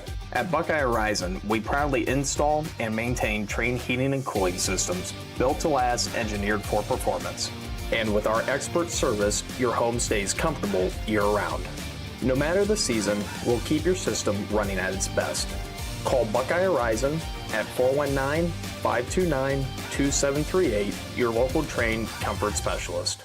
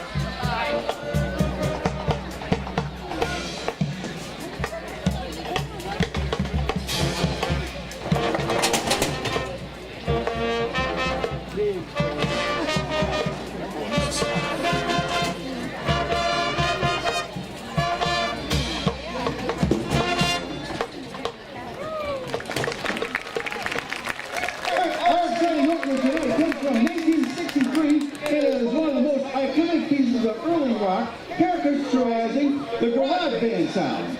And we hope you enjoy the Kingsman's hit Louie Louie.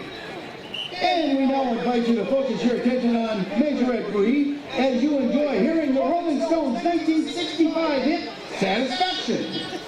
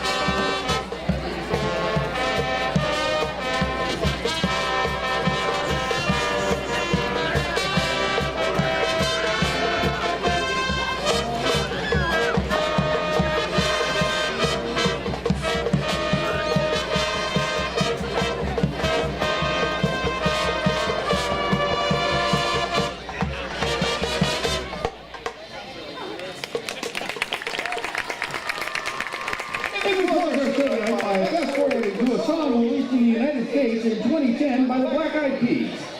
Featuring a drum break written by juniors Elisha, Emily, Ivy, Libby, Sam, Preston, and Nolan, with a percussion part written by percussionist Riley, Kevin, and Rolly. And we hope you enjoy our edition of Rock That!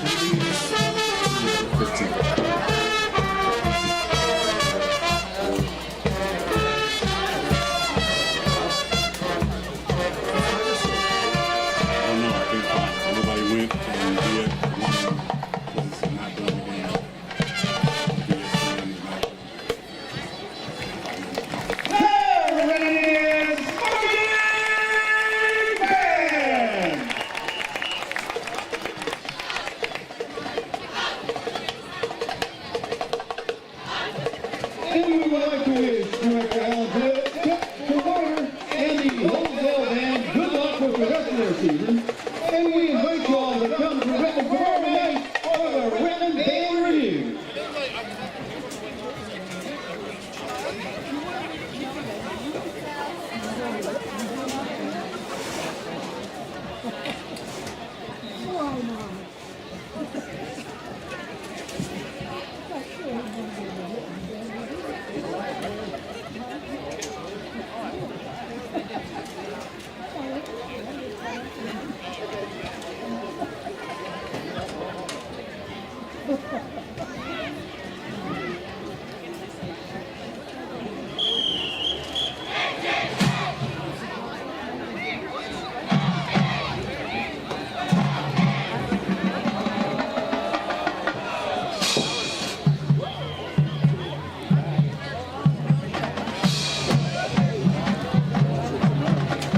Ladies and gentlemen, please put your hands together for the 2025 Hillsdale Falcon Marching Band.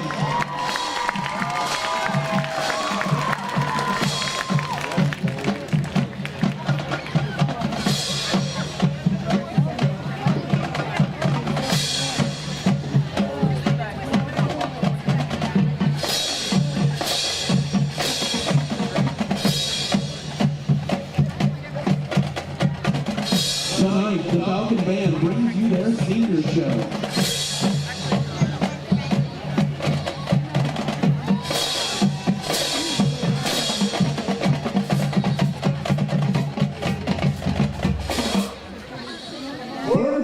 Tonight, we're kicking things off with a true anthem of the 1990s.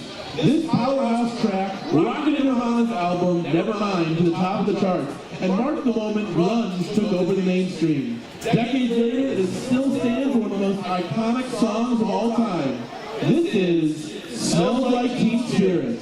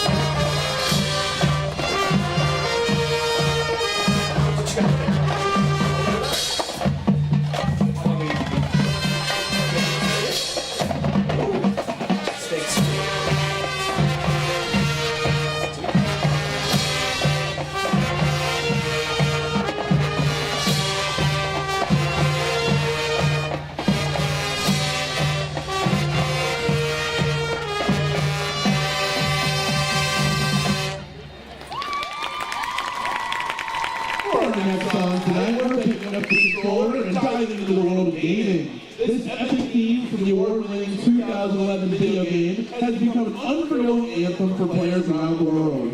Prepare yourselves for the Dragonborn theme from the Elder Scrolls V Skyrim.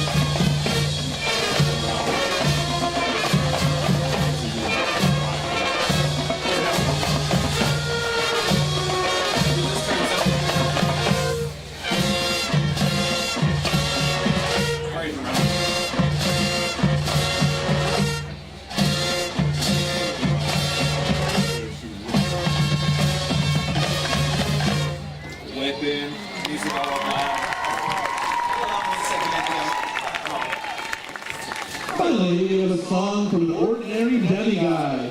This 2016 musical journey across the sea includes many upbeat tunes that'll get you moving and grooving. Please enjoy our flag and percussion feature from Moana. Here's Lin-Manuel Miranda's hit, You're Welcome. I'm not supposed to tell the ladies' age, but George's finna be 40 here next month. She still only had 3 gray hairs, so she gets on my nerves a little bit. She's like, oh, is this okay? No, it's fine.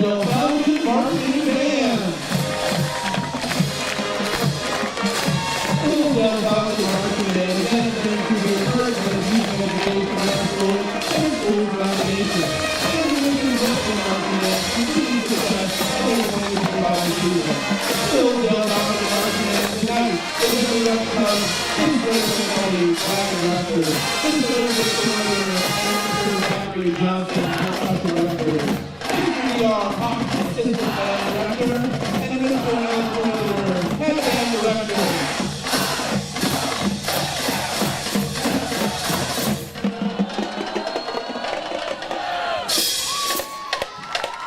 One more applause to Buckeye Hillsdale and the second marching band.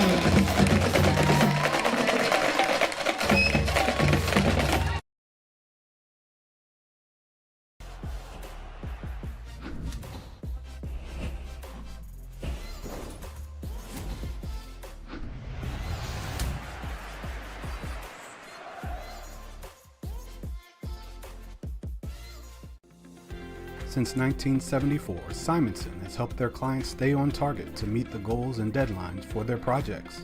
From concept to completion, Simonson can design a plan and build a path for success. Let Simonson Construction turn that vision into a reality. This place means everything to us. This is where we come together. We do all of our birthdays out here. We grill hamburgers and hot dogs. We fish. I was about to give up. I was about to think that the property wasn't going to become mine. Rural First specializes in solving the problems. I made the call, and the rest is history. It was done. It made everything easy, questions answered, walked me through the process. It was done. When I'm here, just feel peace. That's all it means to me. Peace. When it comes to comfort, every degree matters. At Buckeye Horizon, we proudly install and maintain Trane heating and cooling systems built to last, engineered for performance. And with our expert service, your home stays comfortable year-round. No matter the season, we'll keep your system running at its best. Call Buckeye Horizon at 419-529-2738, your local Trane comfort specialist.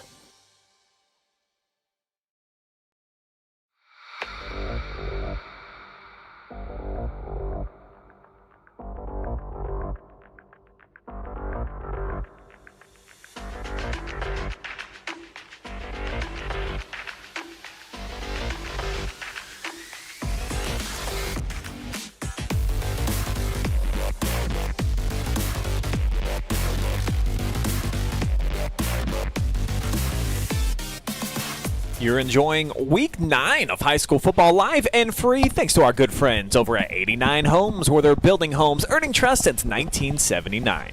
Sloan Concrete is locally owned and operated since 2005, specializing in both decorative and standard concrete services for the local area, marking 20-plus years in business. Plus, they represent one of the best running backs in the league. AMVETS post 1969. The AMVETS is a nonprofit organization serving our veteran and community. We wish the Falcons the best of luck this season. Simonson Construction. From concept to completion, they can help you make a plan, refine your vision, and build a path for success. Crosby Investment Group. Invest, plan, and retire with Crosby Advisory Group. Tonight's broadcast also presented by Buckeye Horizon Heating, Cooling, and Plumbing, your local Trane comfort specialist. Tonight's game brought to you in part by Rural First, the leader in rural lending.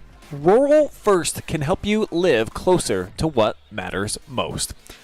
We're going to be back in about 15 seconds with your halftime stats. Stay right there.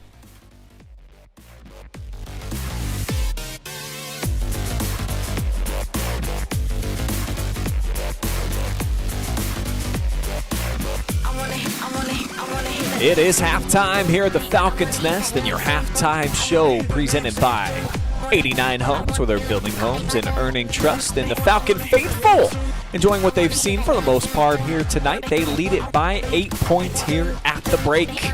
Senior night as well here in Jeromesville. Brian Skowronski alongside the great Effie James, and really interesting game. I mean, the first quarter was one drive by the Falcons in about 2 minutes, and then one 10-minute drive by Rittman. It's really gone back and forth.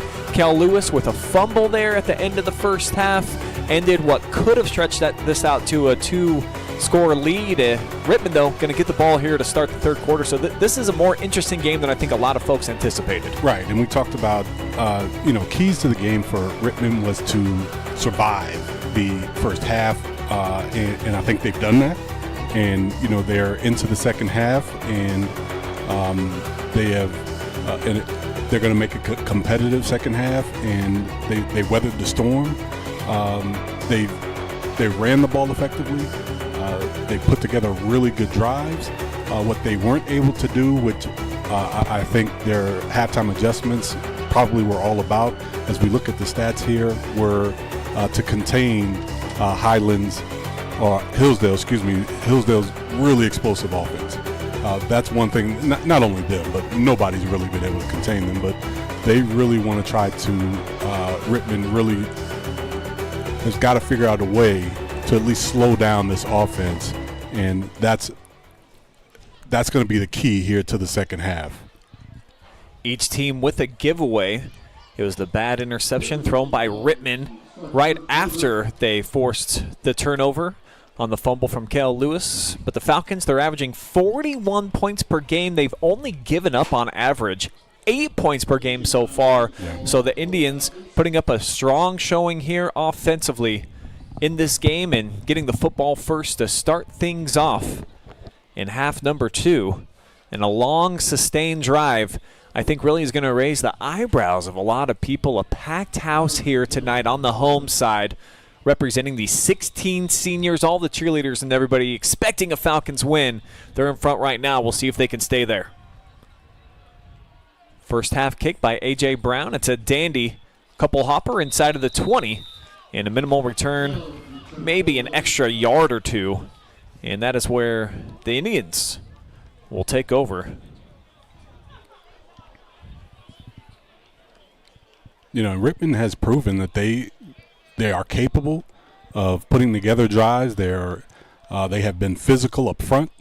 They've been able to run the football off tackle. They've been able to, complete a couple passes timely, when they've been able to stay ahead of the sticks. So it's about their execution here on this drive. This drive feels real crucial here, even though it's early here in the second half. Be a first down carry right up the middle. Plowing forward for maybe a yard here is Taylor. Taylor with the run. So not a lot to be had here against this Falcons defense.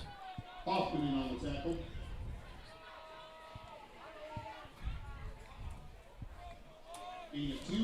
And again, I think Rittman is fine with if they could recreate that first drive that they had, were just running the clock, pounding the football off tackle, utilizing all sides of the field, inside run, outside run. I think they'd be just fine.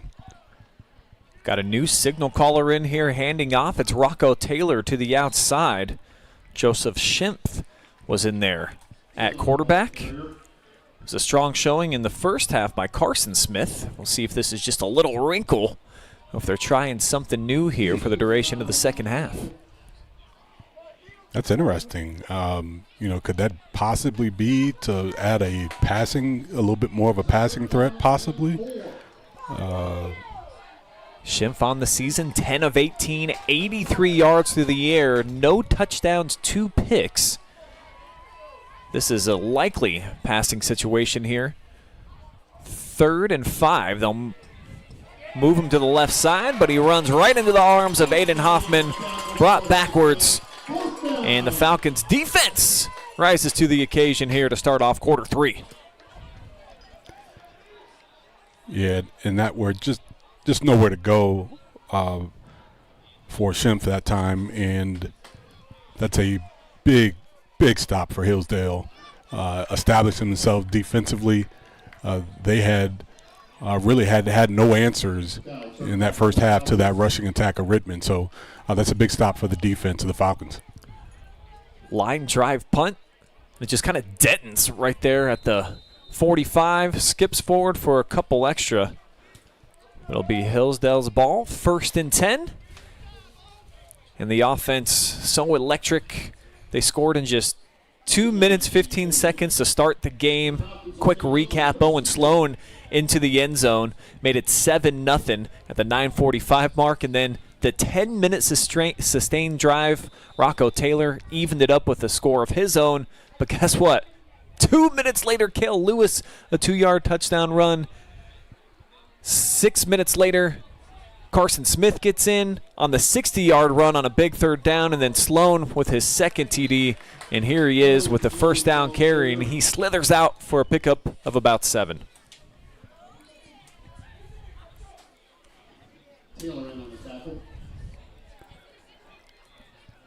And then Sloan, again, a lot like Rocco Taylor for Rittman, has been a workhorse for Hillsdale and doing a great job of establishing the run that has – this has been a balanced attack for the Falcons tonight. They've thrown the ball, rushed the ball very well, and Sloan has done a great job of establishing that running game, keeping the Rittman defense honest, and he picks up another first down for the Falcons. First downs presented by Crosby Advisory Group tonight. Just such strong running and the lower body of Owen Sloan. I mean, watch this. He stops right there at midfield, picks up about 3 more, just keeping the engine burning constantly. Yeah, and they had him wrapped up short of the first down, but he just powered forward for an extra 2 or 3 yards to get that first down. Bauer flanks out in the slot. They'll motion him back in here tight. Sloan, the lone back. He's got the carry to the outside. Cuts back in. And he'll run into a crowd. Driven back. Gain of 2 is all.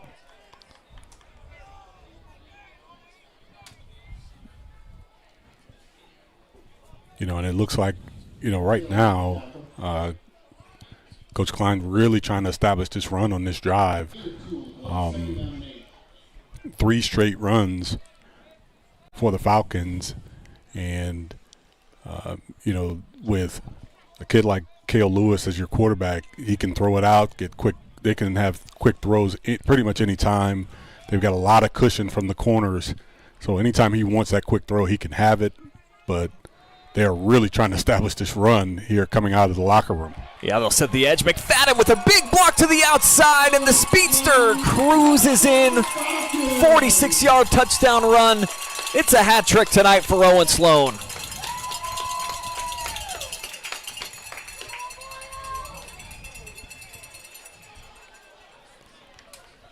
Kid just has devastating speed, but the block out there at the edge, a near pancake. And he doesn't need much. Yeah, like you said, that's a great job on the perimeter of blocking. Those make good plays in the big plays when you get that type of perimeter blocking. And Owen Sloan, 3rd touchdown of the night. A.J. Brown as good as they come. Splits the uprights yet again. He is 4 for 4. The Falcons continue to roll here on offense, stretching out their lead to 2 scores for the first time tonight.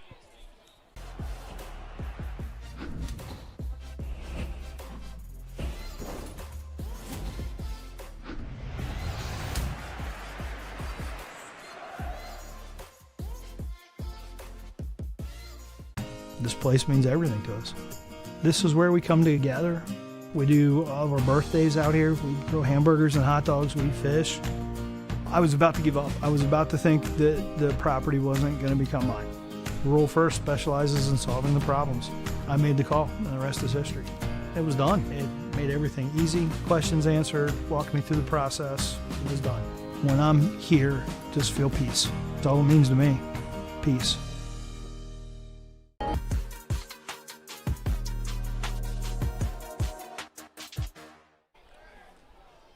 Falcons set to kick off again after another Owen Sloan touchdown run. He's got 3 of them here tonight.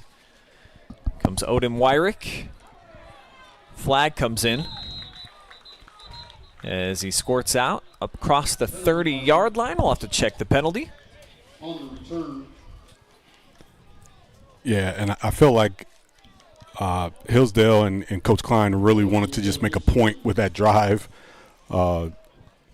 4 plays, 4 runs for Owen Sloan, 7 yards, 4 yards, 2 yards, 46 yards in a TD. They really want to establish the run with that drive last time, and that is just going to open things up for this offense as this half moves on. 60 career rushing touchdowns and counting now for the fabulous career of Owen Sloan. That's a record here in Falcon Country.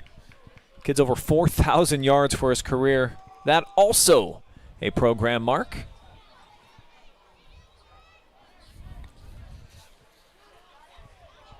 First and 10, they'll keep Joseph Schimpf, the junior, in. And he'll hand it off here to Rocco Taylor. Can't wiggle free, get wrestled to the turf. Maybe a half-yard gain, if that.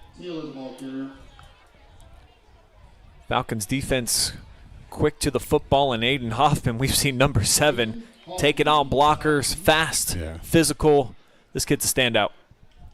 Yeah, and especially when it comes to Rocco Taylor, and when he gets the football, they are all over him. And, you know, it just makes me wonder if Carson Smith, if something happened health-wise, or, you know, he's been such a big part of their offensive attack, to make a change at quarterback here. But play action, maybe a holding penalty. We'll have to check on that. It's Christian DeBell with the catch. There will not be a flag. And I think he's got a first down. He will. And I do see, Effie, Carson Smith's over on the sideline standing next to the offensive coordinator. He's got his helmet on, and he's chopping his feet, so he's wanting to get into the football game. Well, and here he is. Okay, and that's a nice rollout and nice execution and catch for the first down for the quarterback. So maybe just a little bit of variety. Give the defense something different to look at there.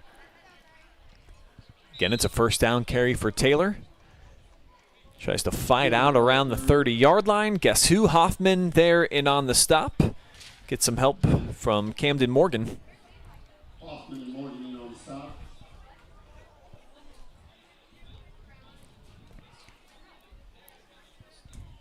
Keep Smith in there at signal caller here. And that time a nice pickup on first down. And there's a difference between picking up 1 or 2 on first down and picking up 3 or 4. Bringing up 2nd and 6 here after that 4-yard pickup on first down. They fake it to Wyrick, and you see big collision as he ran into Brady Heller. End up getting brought down after a couple-yard gain maybe.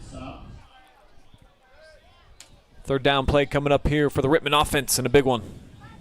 And they come back with the quarterback run for Carson Smith after he gets back into the ball game. And that was a big part of their rushing attack in the first half, was Smith on the quarterback run, a lot of play action with him. So I expect him to get back into that here in this drive. They will fake it. The righty rolls here left across his body, and it gets tipped. Knocked down at the line of scrimmage to bring up a 4th down as the Falcons defense getting some penetration and a big stop. Yeah, he had pressure right away in his face, and again, rolling to his left. That's going to be difficult for him right away, but he had that pressure right away and just couldn't get his shoulder square and complete that pass. Wyrick does just get the punt away, and each of his punt attempts have been very close to getting blocked so far here tonight. As the Falcons get the football back. Be their second possession here in the third quarter. Saw the fireworks last time with Owen Sloan breaking off a 46-yard touchdown run.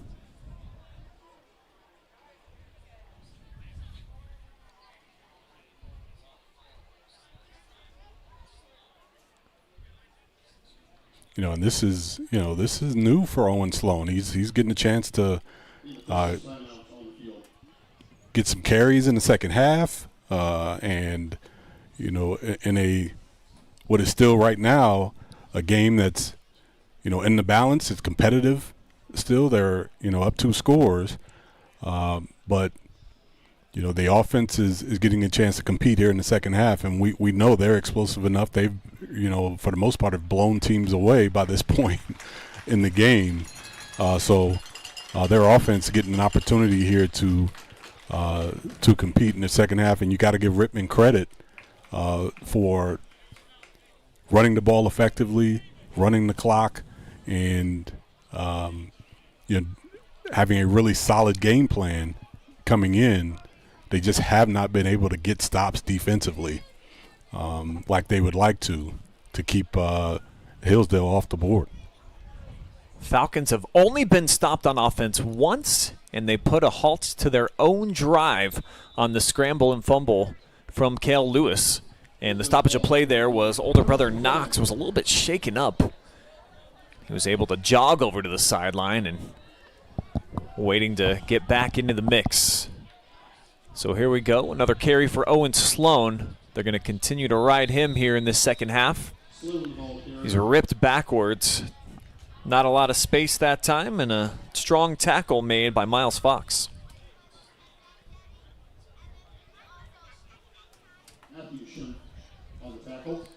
He's got whipped straight down to the ground there. Yeah, and you get the feeling that they're really trying to be physical and make a statement here with this running game here in the second half. But you also feel like they could be setting up something something big, knowing this offense and their firepower. Second and long, trips to the near side. Try to throw a quick screen pass to McFadden. Throws down a stiff arm, and he's out to midfield, probably about a half yard shy of what he needed to move the sticks. Third down short coming up, and for all you WCAL fans, a big battle going on right now between Norwayne and Smithville. It's a 1-point game in the third quarter, 17-16, Cats in front. Ball's out to 50. Third down and 1 for the Falcons. McFadden with a nice run after catch there to make this third down and everything on the table. Right at the 50-yard line, Lewis back into the game. He's going to be the lead blocker, setting the edge here for Owen Sloan. He shifts it into a new gear, and you already know what it is. Pop the confetti. 4-pack of tutties here tonight for the Falcons senior. I had a feeling at the beginning of this one that it might be a special night for him here on senior night. Checking all the boxes. Yeah, and I'm really impressed with Owen Sloan's speed. You know, I knew he was a talented back, but he has shown outstanding speed on the perimeter. He makes this cut, and he turns it on here. Bye-bye.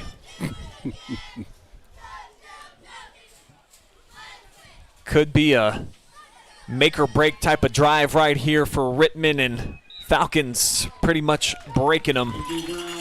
As Sloan with his 4th rushing touchdown of the night. That's created a lot of space here on the scoreboard as the Falcons starting to run away with this one here late in the third quarter.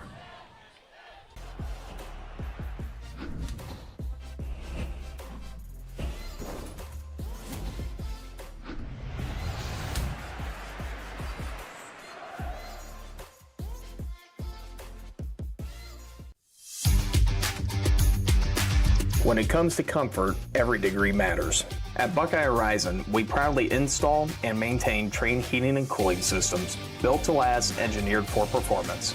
And with our expert service, your home stays comfortable year-round. No matter the season, we'll keep your system running at its best.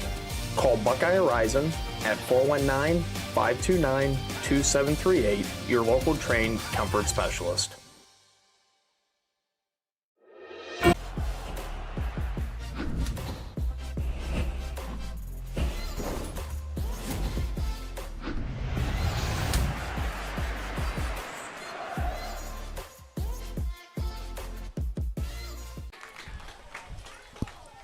Show you the ensuing kickoff. These referees as fast and efficient as I've ever seen after touchdowns here tonight, Effie.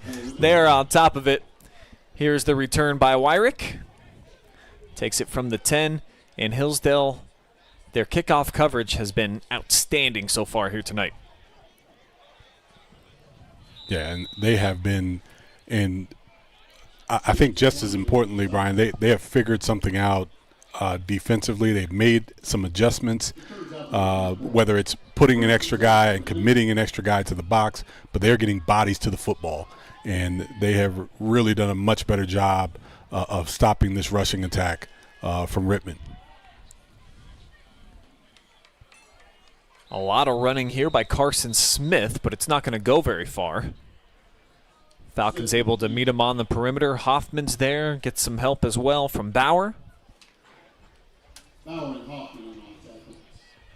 Decent gain, though, 4 yards here to set up 2nd down and 6.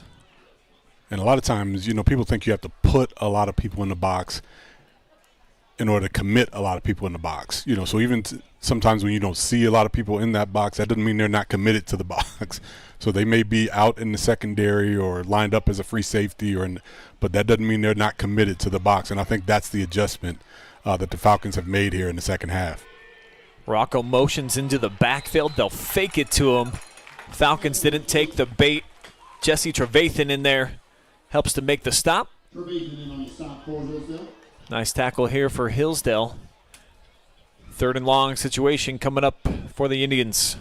And these were the plays that were doing well for them in the first half, and because they have so many more bodies now committed to stopping the run, that time Carson Smith just had nowhere to go with the football. Potential passing situation. Trevathan going to bring some heat off the edge. Quick flare. Wyrick can't bring it in. Another 4th down coming up for Rittman. And probably a decision to be made, I think, for this coaching staff. Mike Huff, first year with the program. You've seen what the Falcons offense can do. I mean, there's only 13 and a half minutes left in the game, Effie. Right. I don't know that I'm not sending my offense back out there to try to convert. Yeah, it's early, though, because at this point, you, at the very least, you do want to make them drive. You know what I mean? You do want to make them drive. It's still 3rd quarter. So I think it's a sound decision to go ahead and punt the football away. But I agree with you, Brian. You got to start thinking that at this point in the game, because what was working for you in the first half, defensively they've made adjustments, so you're going to have to counter what you have been doing. And I think we talked about, they're going to do things like throwing the ball early in downs instead of waiting till 3rd down. They may have to start thinking about throwing it early in downs. But right now their problem is they've got this offense now hungry to put more points on the board that they've got to try to stop. They've been humming right along. Here's Lewis, a dot over the middle. McFadden with the reach back. He's got a big 1st down in enemy territory, and just like that, all the way down to the 26-yard line. McFadden a little bit hobbled. Hate seeing that. He's been dealing with some lower body injuries all season long. He's going to come out of the game, but this is a fantastic pitch and catch. And these two, the last couple of years, I mean, just the synergy that they have, Effie, it's noticeable out there. Yeah, and again, this ball a little bit behind and on the back hip, but just a great catch by McFadden to bring it in, pick up another 1st down. About a 25-yard game. They'll fake it, throw it here to the outside. Porter Borman with the snag. And he'll pick up about 5 more on the run after catch. It's the clock winding, now under 50 seconds. Tackle made there by Tristan Riggs.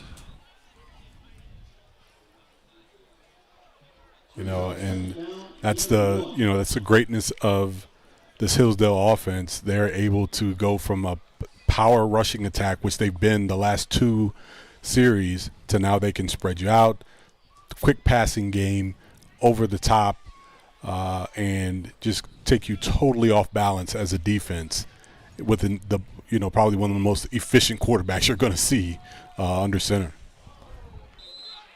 Counter play, try to bring it back near side, tripped up. Excellent tackle made by Jacob Glick. And what's going to be the final play here of quarter number 3? The Falcons got a 3rd down coming up when we come back. 22-point lead, though. Looking to ice this game here at home on senior night. See you guys back here for the start of the fourth in about 45 seconds.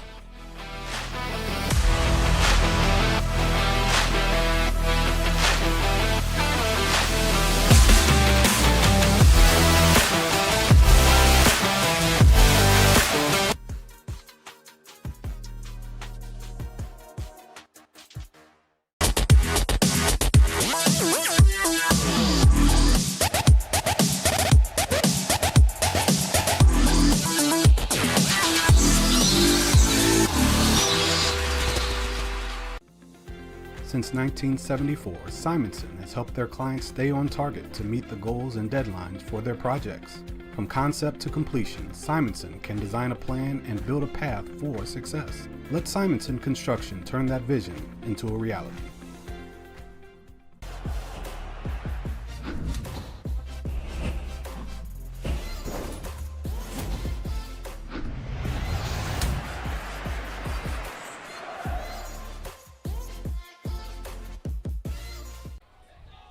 Money time has arrived here in Jeromesville. 3rd down, 3, and how about a touchdown? More fireworks here for the Hillsdale offense. Kyle Turk into the end zone, pretty much shutting the door here on any type of potential comeback. Just a thing of beauty. 5 seconds in, second time that we've had a score on the first play of a quarter tonight. Yeah, and this is just a great throw over the middle, and you know, you can't say enough about K.O. Lewis's vision and how he's able to find receivers inside the hash marks. That little bit of play action is able to draw in those linebackers, and every time he's able to hit a receiver over the top, that time good for the score, as we have a late player coming in and going to cause a delay of game here on the extra point try. But K.O. Lewis, again, just an impressive, you know, and when I saw his stats, and this is my first time seeing him live, but when I saw his stats, I'm thinking, wow, you know, throwing at over 70% completions and all the touchdowns. But when you see the ease at which he throws and how he's able to see the field, you know, now you see how he's so successful, and he's got talented receivers around him. Yes. And that's key as well. That's key as well. Just 5 seconds here into the fourth quarter, and the Falcons on the board. A.J. Brown continues to be perfect in the kicking game. Got the school record for longest field goal ever here in a Hillsdale uniform as well. Just netted that a couple of weeks ago. But you see the potential of this team, Effie. Rittman was able to hang around for a little while, but once the dam breaks and the offense just starts coming at you from every which direction, I think you said it best right there at the end of the third quarter. They're a power run team. No, they're not. They're a spread offense, and they're throwing it every down. Guess what? We've still got Owen Sloan in the backfield, so they can just throw a punch or a counter punch, hook, jab, whatever you want, man. And it's just really hard to get a read. And one of the things, and I love college football, and you know, watching college football, the reason why Ohio State is so great is because defensively they're able to contain. They're good enough up front where they can stop the run, and they're stout enough in the secondary where they can contain a really sound passing attack. Well, high school teams can't do that, even some of the best of them. And here you are, you're playing against a team that has a really great rushing attack and equally as great, and the stats prove it, passing attack. So if you're Rittman, you can't hang your head, because it's not like you're not playing hard. Their kids are playing hard, as we got a Rittman Indian slow to get up here. But they're playing hard. They're playing with pride. But this Hillsdale Falcons team is they're something special. You know, they have been for the last couple of years, but with a senior-laden group, it just shows when you start to see them separate in games like this that was competitive in the beginning, and now you're starting to see that talent shine through here. 16 seniors on the roster, and this is going to be win number 38 for them, and they've still got a long way to go. They're 6-3 in the playoffs overall. Last year, the most wins in program history, 14. The most points scored in program history, 574. That's a ridiculous number. Sure. But they've got a chance to go over the top of each of those this season if they run the tables in the regular season. Next week, of course, a huge one on the road at Norwayne, a team that continues to be a thorn in their spine that they just cannot seem to get out. And they've kind of been running the league here for a while, them and Downton. But the Falcons, this feels like a different team than it was a year ago, where they surprised folks at the beginning of the season and then kept it going. This year, we knew they were going to be good, and they have been just absolutely executing the competition. We'll see if Rittman plays with some pride here down the stretch and is able to put up some more points. If they are able to get another score, Effie, it would be the most the Falcons have given up all season. 14 so far is the most that they've surrendered. Well, and, you get the feeling, and you know that Rittman's going to play with pride here. They have pretty much played hard the entire game, and now with the adjustment, they have both their quarterbacks in. They now have moved Carson Smith to their lead back, their tailback here, and he's running, got another first down. Yeah, good-looking run here. Out of the backfield as Joseph Schimpf takes over the signal call duties. And the 1-2 punch from the two juniors works out here as they're out across the 40. Yeah, and like we said, Carson Smith has, really been a big part of this rushing attack along with Rocco Taylor. But when you're playing this type of offense, you also not only have you got to be able to control the clock, but you can't afford to have any stumbles. You've got to score with them, and then you've also got to get stops defensively. So, but right now they're playing for pride right here. This is about pride and putting points on the board here in the second half. Double clutch, got the completion. Anthony Albright goes down to the turf. 9-yard pickup here on a first down throw.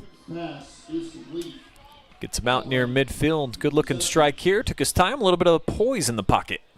Yeah, nice throw, and, a lot of room there from the Falcon defense to make that throw, but just short of the first down. But, again, they're moving the football, and, if you're Coach Huff, you want to put points on the board. You'd like to be able to, run the clock if you could, but right now you're in a position where it's all about moving the football, trying to get points on the board, having your kids play with pride and finish this game on a high note. You still got next week to play, and you want to finish the game and your season on a high note. Lob over the outstretched arm of the defender into the palms of Odin Wyrick. He's got a Crosby advisory group first down. And they continue to put it up through the air. And a nice throw. Reed Major got about 3 feet off the ground, almost got a fingertip on it. Indians able to break here into enemy territory. And that is 3 straight completions now for the Rittman Indians. And for a team that does not, pass the football, that is impressive. And, that's a completion for a loss that time. Reed Major read that one all the way. Just a perfect beat on it. Wasn't fooled. Quick. I think that's technically a run. Threw it backwards. Yes. And Rocco Taylor on the brunt end. The bad side there. Go down for a big loss. If you think 7 yards. Right.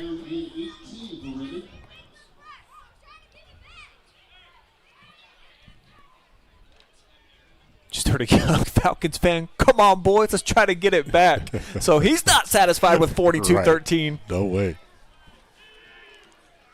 Straight run all the way. Carson flung down to the field. Going to be third down, about 14. That's what Rittman's going to need. Wanted to see this again. Kind of a ferocious tackle. Yeah. Ooh. Just grabbed strong hands that by Gage Barker. Just flung him.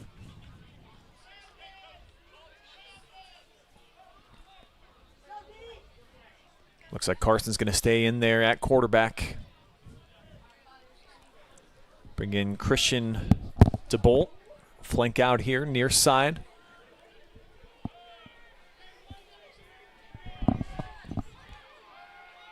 Going for the lob wide open. Busted coverage. Yeah. Nobody picked up Anthony Albright, and they can't convert.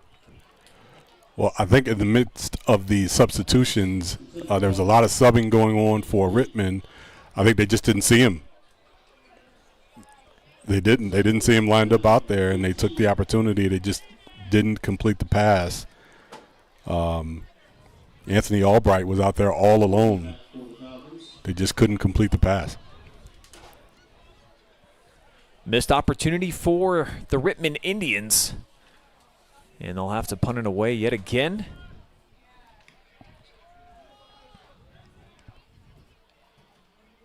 Off the return, no fair catch called for by Porter Borman. Puts his right foot in the turf, cuts up. And he's got a nice return here for the Falcons. See if Hillsdale keeps their starters out there. We do have a flag on the field. Settling back at the 27-yard line. It'll be a hold here against Hillsdale, so negate the net return out across the 40. And it does look like it'll be Cal Lewis and company just looking to slam the door shut here. Probably one more drive for them. And they've scored every time they've touched the football with the exception of once.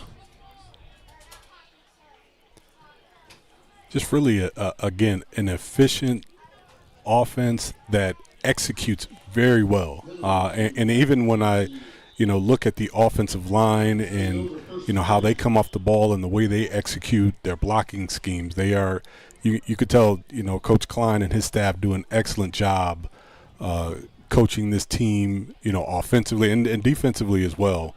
They do an excellent job because they execute very well, and they didn't panic. Even though it was a tight game early, they just kept playing their game, and here comes some subs here. As you could tell, here comes some subs. Yeah, they're going to spell out now the offensive front. So they had the offensive line starters in there. They do swap out the quarterback. This is the freshman Zach Grimwood. And promising prospect, 6'4", $170, as just a ninth grader. And so he's going to get some minutes. He's been out there. I think he's got 3 or 4 appearances already this season. He's thrown 6 passes so far, completed 3 of them. But with the score being what it is, usually when it comes in mop-up duty, he's just handing off to some of his buddies. It's probably going to be the case here. I think that's Mikey Schenberger who gets the pitch. And he'll be forced over to the far sideline, bringing up a third down.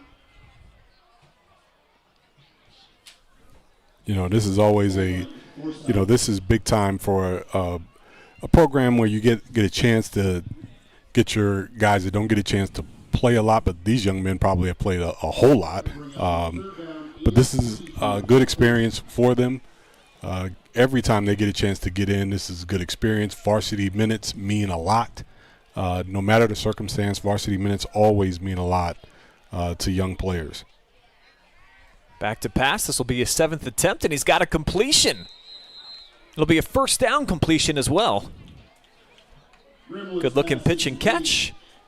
And that is into the hands of Zephyr Meyer. So the freshman connection here, Effie, in a varsity game here on senior night, showcasing the future here of Falcons football. And a nice-looking throw. Nice-looking throw to the outside. Nice timing on his throw. And, and this is how your program is sustained. You get a good-looking freshman quarterback, good size, good arm, to a freshman wideout. They're seeing talented quarterback and receiver play every day in practice, so they want to keep that standard. Schenberger duplicating what we've seen from Owen Sloan so far here tonight. Breaks free all the way inside of the 40-yard line on the opposite side of the field. A big run here for number 34. First down for the Falcons.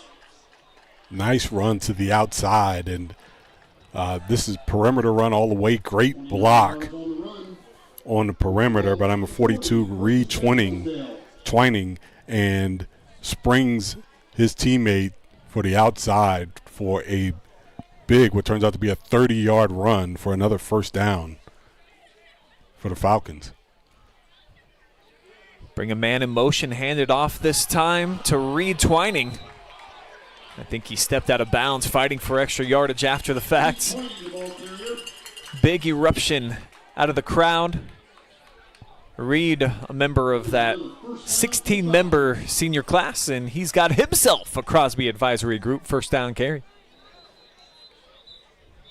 Reed is looking up somebody.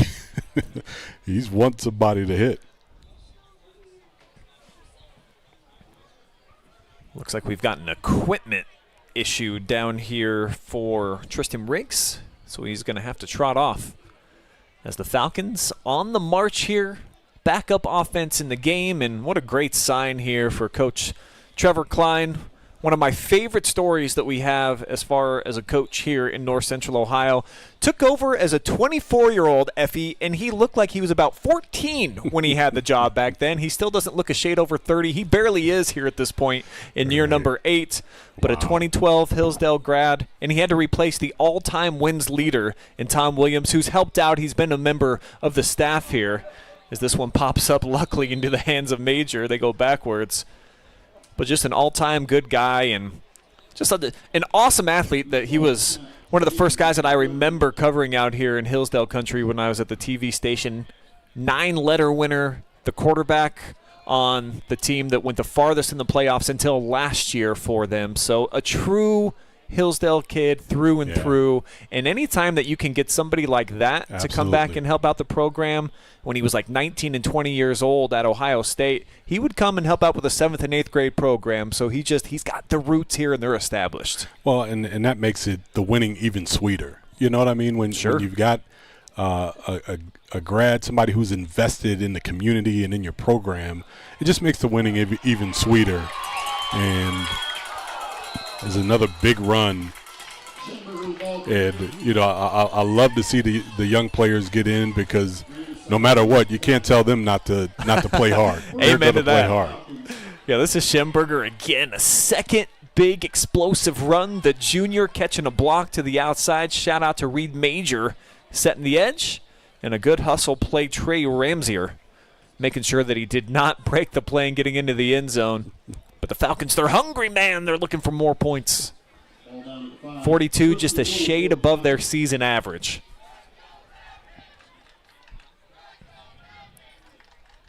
Grimwood hands it off, running to the near side. Looked like we got a flag coming in. So there was a stalemate at about the 2-yard line, and this will be a hold. Back the Falcons up. Second time we've seen Reed Twining come in motion, and they wanted so badly to get the senior a touchdown here. And Reed is not avoiding any contact. He wants nothing but contact. Yes. And he's not making any moves. He saw the goal line. He put his head down. He's trying to run through people to get there. Had 2 carries for 10 yards before tonight. Had the big first down run. We'll see if he gets another carry here. He's the H-back. And Mikey will lead the way for him. Here comes Twining, trying to cut back, but wrapped up by Christian Jobel. Maybe a loss on the play, not a lot there.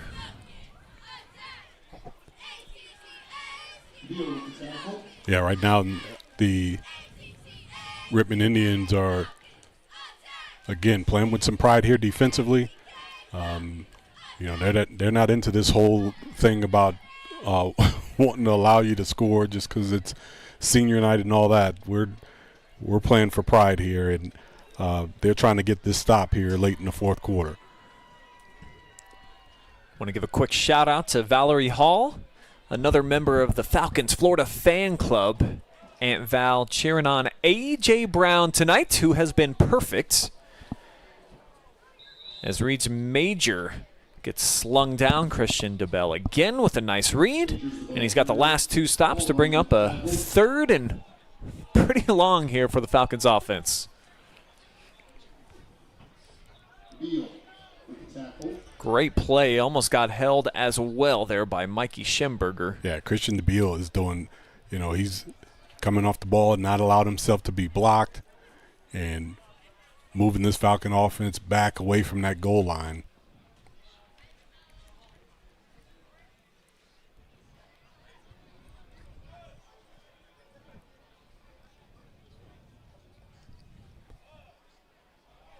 Grimwood gets a chance to pass over the middle. He's got a man to catch it into the end zone.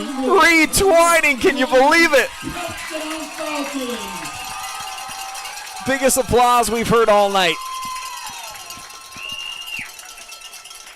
I got to assume that's the first touchdown of the career at the varsity level of Reed Twining. What a special moment for him. Big night. Got to imagine there's going to be a huge smile as Coach Klein greets him over here on the sideline. Let's show this to you one more time. And a good-looking throw from the freshman, too, Effie. I do like this throw. Again, over the middle, looks it right in. Perfect. Right at the eyeballs for Reed Twining. And when you got the backs out of the backfield or the tight end, you got to put it right on him. And he puts it right on him to make that catch easy for him to go in for the score. Cameron Brown, the freshman, trotting on to level that PAT. It'll make it 49-13. One last look at the touchdown throw, thanks to our friends at AMVETS Post 1969. Just a beautiful toss over the top of the linebacker, and Twining doing the rest. Great hands, high points that thing, and into the end zone. Beautiful moment. You saw it go down live and free right here in Jeromesville tonight. Impressive performance here for the Falcons. They will improve to 9-0, Mr. James, and we know what's lurking coming up here in week number 10, going on the road at Norwayne. I'll have to get another score update. Last check, they're up by 1, third quarter against Smithville, who's 7-1 on the season. And if Norwayne were to win, it would be 6-0 versus 6-0 in the conference, just like we had last year. Mm-hmm. Pretty good time. Yeah, and that's what you like to see at the end of the season. And I'm sure you ask Coach Klein, you don't want it any other way. You want your team playing their best at the end of the season. And if you want to win conference championships, you got to win them. They can't be given to you. You got to win them on the field. And but right now, man, I this team is, they have got it going on all cylinders. A.J. Brown with the kick. Wyrick brought down. Great special teams tackling. We've seen it all night. Cameron McCoy, the freshman, the latest. And the clock will run.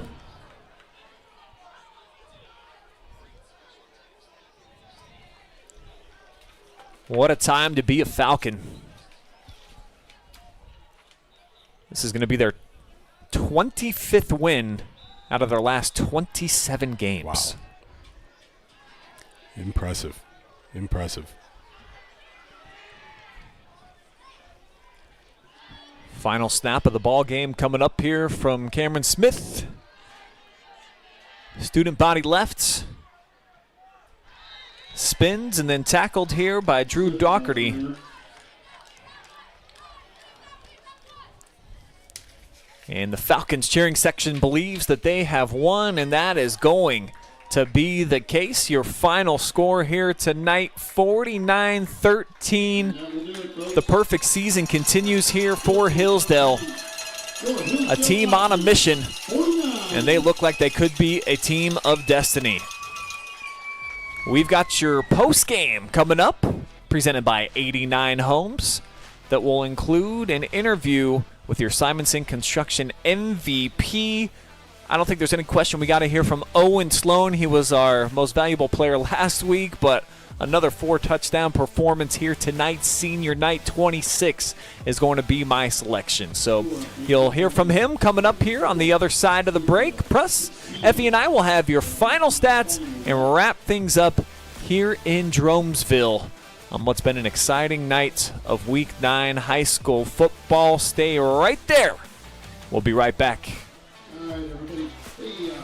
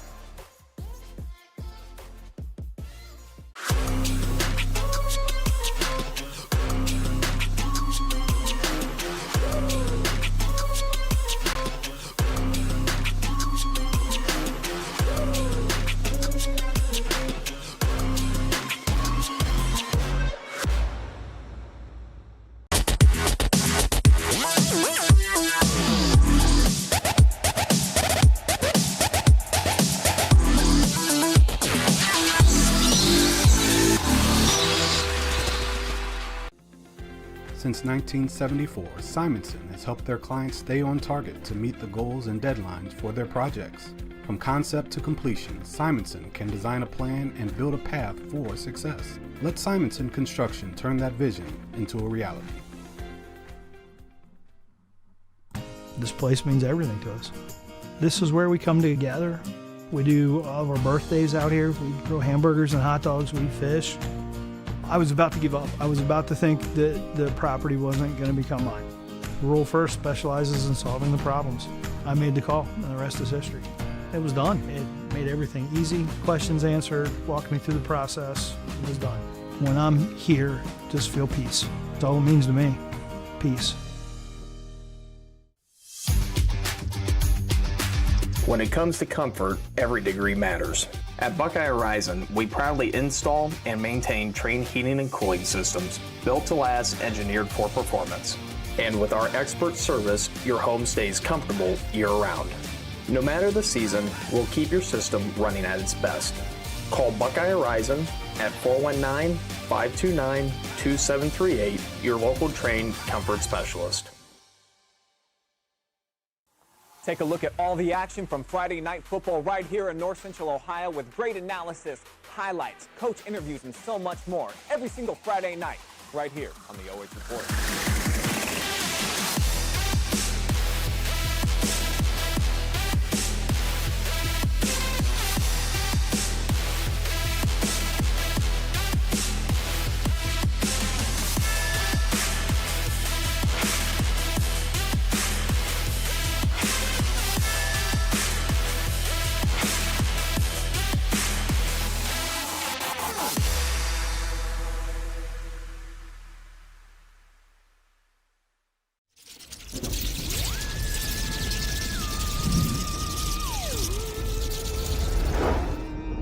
Happy Halloween!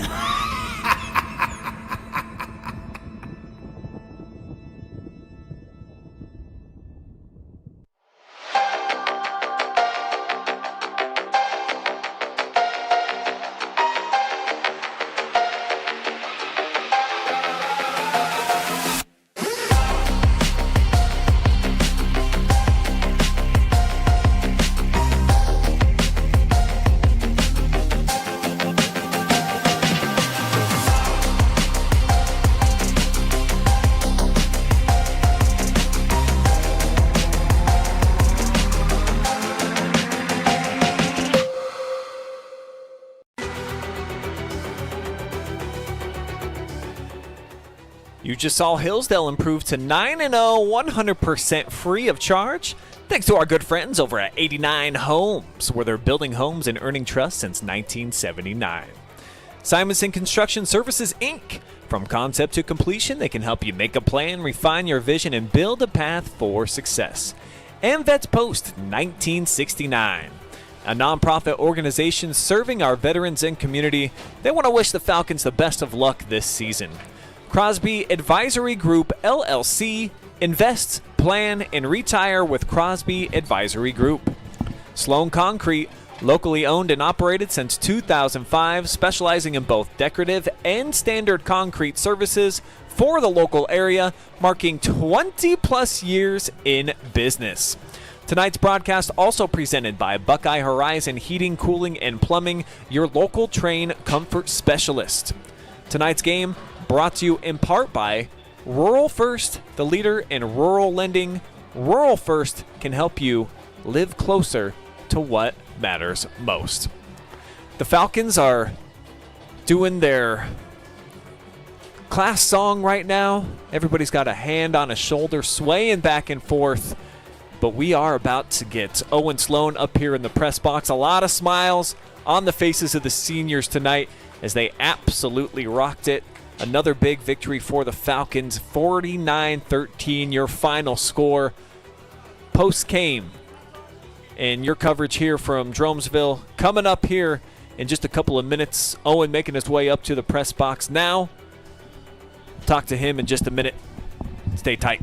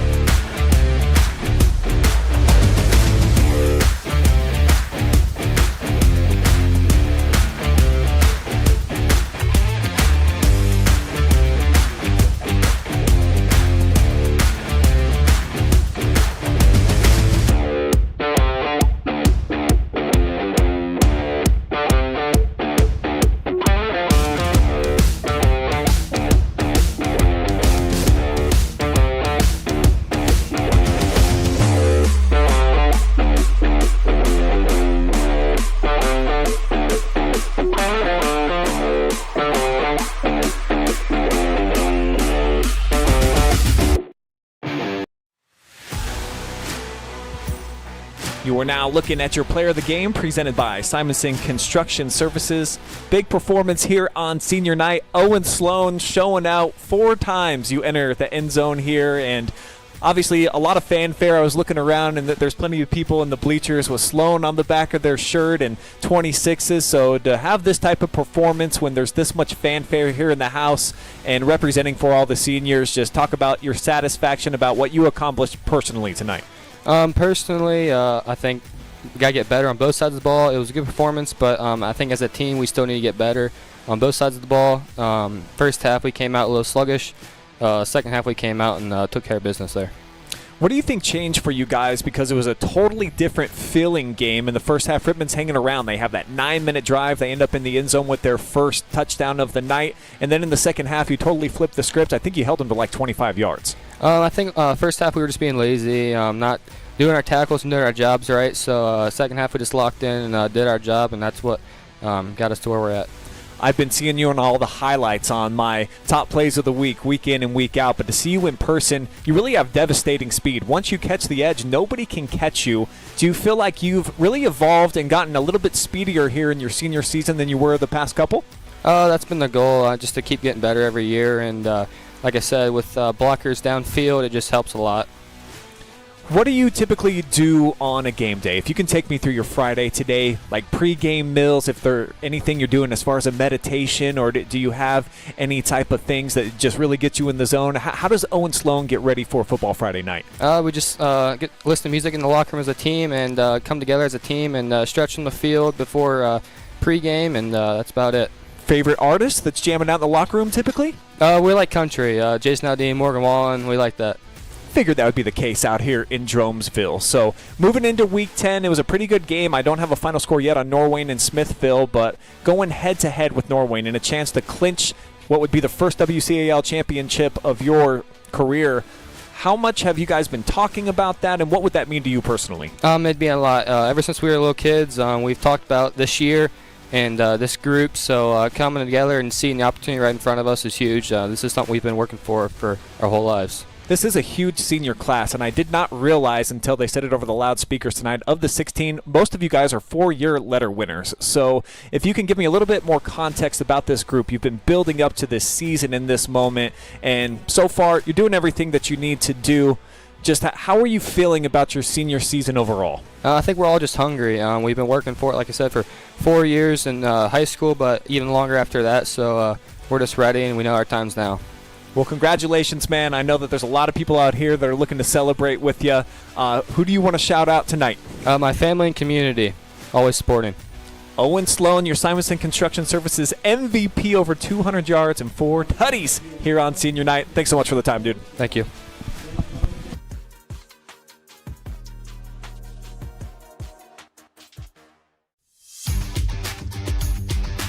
When it comes to comfort, every degree matters. At Buckeye Horizon, we proudly install and maintain Trane heating and cooling systems built to last, engineered for performance.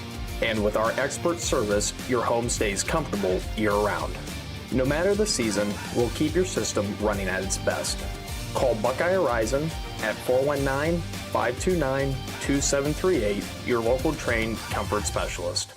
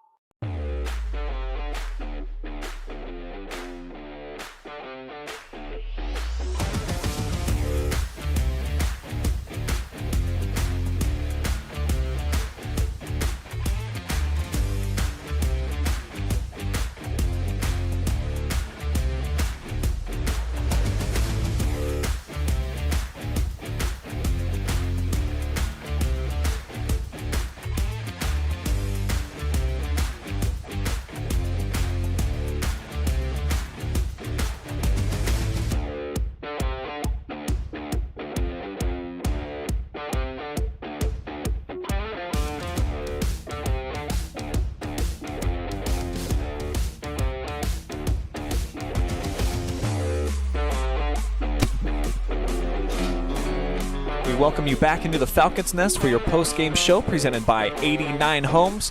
I'm Brian Skowronski. This is Effie James, and a little bit of a slow, sluggish start for the Falcons tonight. Talked to a couple of the coaches upstairs when I went and grabbed the camera, and then Owen said it too. They were not satisfied whatsoever with their performance because they want to put together 4 grand quarters in a row, but those last 2, they were pretty good. Right. That looked like who they are, but you got to give Rittman some credit also. Yes. I think they came in with a solid game plan. They wanted to do what they've done in the second quarter, or the end of the first quarter, which is run the clock, and they were able to do that. Now I'm sure the Falcons weren't happy with that, but they were able to do. That's what they were able to do. So you got to give them some credit. But I'm sure the Falcon faithful and the coaches and the players were not happy with how they performed early. But overall, they got to be happy with this performance. They've really done a great job overall with how they displayed their offense and then ultimately how they played defensively. Yeah, obviously a huge crowd here on the home side tonight for Hillsdale. A lot of seniors and just all the hoopla that goes on before the game. And I think that might have played a little bit into the slow start. I mean, they were taking pictures down here forever. Yes. We noticed that. Right. That I think there was only about 6 or 7 minutes before kickoff until they finally were able to go split off the seniors and be a part of the team. So you do have to factor that in a little bit. But I'm going to bring up these final stats, Effie, and I did not realize quite how much offense Hillsdale had tonight.